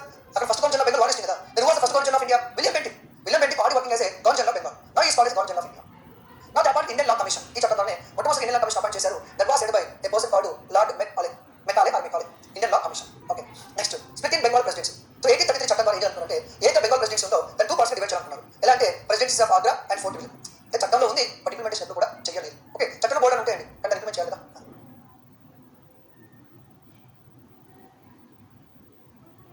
Indians in government service. This is what the first act that gave permission for Indians to have a share in the country's administration. మొట్టమొదటిసారిగా భారతీయులు ఇండియన్ గవర్నమెంట్ లో ఎంటర్ పర్మిషన్ ఇవ్వడం జరిగింది. It stated that very should be the basis for employment of government. మీకు తెలుసు civil service గురించి వినే ఉంటారు already. Commander service, non commander service ఉండేది. 1762 చేశారు. ఇనిషియల్లీ ఆల్ హైయర్ పోస్టులు గివెన్ టు యూరోపియన్స్. హై స్థాయిలో ఉండే పోస్టులు కూడా బ్రిటిష్ ఇచ్చేశారు. మనకి కింది స్థాయి పోస్టులు ఇచ్చారు. చెప్తున్నాను. అయితే వేరే గవర్నమెంట్ ఎంప్లాయ్ ఉందో ఆ గవర్నమెంట్ ఎంప్లాయ్ కాక ఒక ప్రాంతం నామినేషన్ బేస్గా ఉండేది. ఎగ్జామ్ ఇవన్నీ ఉండేది కాదు. For the first time 1813 charter ఏం చెప్తుందంటే మెరిట్ బేస్ మీద రిక్రూట్మెంట్ చేయాలి ఎంప్లాయ్మెంట్ అని చెప్తారు. అంటే చట్టం ఇక్కడ పెట్టాడు కదా ఇంప్లిమెంట్. మెరిట్ అంటే ఏంటంటే 10 అనుకోండి, 10 తీసుకొచ్చి నేను ఆ జాబ్ చేయి, ఈ జాబ్ చేయాలి ఏంటి డైరెక్ట్ అపాయింట్ చేయడం నామినేట్ చేయడం అంటారు. కానీ 10 తీసుకొచ్చి ఆ 10 ఎగ్జామ్ పెట్టేసి ఎవరికి ఎక్కువ మార్క్స్ వస్తాయి వాళ్ళు తీసుకుంటారు. దాన్ని మెరిట్ బేస్డ్ రిక్రూట్మెంట్ అంటారు. Okay, the act provide for the mitigation of slavery control చేయాలనుకున్నారు. The British parliament abolish slavery in British elects position 1833. యాక్చువల్గా ఏంటంటే లండన్ లో ఉన్న బ్రిటిష్ పార్లమెంట్ ద్వారా 1833 లో ఈ యొక్క స్లేవరీ బానిసత్వాన్ని అబాలిష్ చేశారు. దాని పేరు అనుకున్నారు. It also start regulate the establishment of Christian institutions in India. See, 1813 charter clearly said that entry of Christian missionaries in India. But 1833 charter said that they want to regulate Christian missionaries in India. Okay. So this is what about 1813 charter. The next one 1853 charter. The legislative executive functions of Governor General Council was separated. అంటే ఇందాక నేను చెప్పాను governor general అనేవాడు ఉంటాడు, వాడు ఒక executive council అనేది ఉంటుంది. దీని ఇనిషియల్ 4 members ఉండేవారు. These members actually are taking 2 types of decisions. Law making చేస్తారు, చట్టాలు చేస్తారు, దాంతో పాటు ఆ చట్టాలు ఇంప్లిమెంట్ చేస్తారు. అంటే ఎగ్జిక్యూటివ్ ఫంక్షన్స్ ఫాలో చేస్తారు, లెజిస్లేటివ్ ఫంక్షన్స్ ఫాలో చేస్తారు. ఇది సెపరేట్ చేయమని చెప్పి 1853 చార్టర్ అంటే చెప్పడం జరిగింది. This act served as the foundation of the modern parliament of government India. The legislative wing of the Governor General Council acted as a parliament on the model of the British Parliament. So ఇప్పుడు ఇక్కడ మనకి governor జనరల్కి 2 ఉంటాయి అన్నమాట. Governor జనరల్కి 2 ఉంటాయి. Legislative council like executive council అన్నమాట. ఈ legislative council కొంతమంది ఉంటారు. This is like law making body, this like part parliament. ఇప్పుడు పార్లమెంట్లో ఎవరు ఉంటారండి? మనుషులుగా ఉంది, మనలాంటి వాళ్ళు ఉండదు. సో పార్లమెంట్ ఒక బిల్డింగ్, ఒక వ్యవస్థ. ఆ పార్లమెంట్ చట్టాలు చేసేవారు మనలాంటి మనుషులు, మెంబర్స్ ఉంటారు. వాళ్ళు మెంబర్స్ ఆఫ్ పార్లమెంట్ అంటారు కదా. సేమ్ మొట్టమొదటిసారిగా ఒక లెజిస్లేటివ్ కౌన్సిల్ తీసుకొచ్చారు చట్టాలు చేయడానికి. So I can say that it is the beginning of parliament system అని చెప్పొచ్చు. ఈ క్వశ్చన్ అడగడానికి ఛాన్స్ ఖచ్చితంగా ఉంటుంది. ఎందుకంటే రీసెంట్ మధ్యన ఈ పార్లమెంట్ కొత్త బిల్డింగ్ కట్టబోతున్నారు. మన అలాగే ఇండిపెండెన్స్ సెలబ్రేషన్ చేసుకోబోతున్నాం. మనకి 1947 నుంచి 2021 అంటే 10 years అవుతుంది. మీరు క్యాలిక్యులేషన్ చేసుకోండి. అండ్ ఎస్టర్డే రీసెంట్లీ కూడా prime minister Narendra Modi garu all chief ministers కొంత మీటింగ్ పెట్టి క్లియర్గా చెప్పారు, this year we are going to do the celebrations of independence in a grand scale. Just try to calculate number of years. Independence వచ్చిన ఎన్ని సంవత్సరాలు ఒక calculation చేయండి. కాబట్టి ఈ క్వశ్చన్ అడగడానికి ఛాన్స్ ఖచ్చితంగా ఉంటుంది. ఏమంటారంటే which are the following act let the foundation of the parliamentary form system in India 1853 act. Okay, it extended the company's rule for indefinite period. గుర్తుపెట్టుకోండి. ఇక్కడ ఏం చెప్పాను, అంతకుముందు ట్రేడింగ్ కోసం వచ్చారు. 1833 చట్టం ద్వారా ట్రేడింగ్ క్లోజ్ అయిపోయింది. So now east companies focusing on only administration. So that administrative powers of each company extended for indefinite period in 1853. The board of directors now had 6 members who were crown nominated. ఆ board of directors ఉంటారండి, దాంట్లో ఇప్పుడు 6 nominate చేస్తారంట. అంటే 24 మంది 18 పెంచారనమాట. 24 నుంచి 10 తీసుకొస్తే 4 appoint చేస్తారు. This is system of appointments by recommendation ద్వారా అపాయింట్మెంట్స్ అని తీసేశారు. అంటే ఏంటి, ఓపెన్ కాంపిటెన్స్ ఎగ్జామినేషన్ తీసుకొచ్చారు. So Indian civil service open to all including Indians. ఒకప్పుడు ఇండియాలో సివిల్ సర్వీస్ ఉంది, కానీ హైయర్ పోస్ట్ ఎవరికి ఇస్తున్నారు, బ్రిటిష్ వాళ్ళు తీసేసుకుంటున్నారు. ఇండియన్ హైయర్ పోస్ట్ ఎప్పుడు ఇవ్వలేదు. But this act introduced open competence examination. So you also preparing for competence examination. But government ఎవరు తీసుకుంటుంది, నాట్ బేస్డ్ హైట్, మీ హైట్ ఉన్నారనో, పట్టుకున్నారనో, చాలా అందంగా ఉన్నారనో, మీ యొక్క ఐఆర్ సీఎం రిక్రూట్ చేయట్లేదు. ఎగ్జామ్ ఎవరికైతే ఎక్కువ మార్క్స్ వస్తే వాళ్ళు రిక్రూట్ చేస్తారు. అంతే కదా. So this is open for all.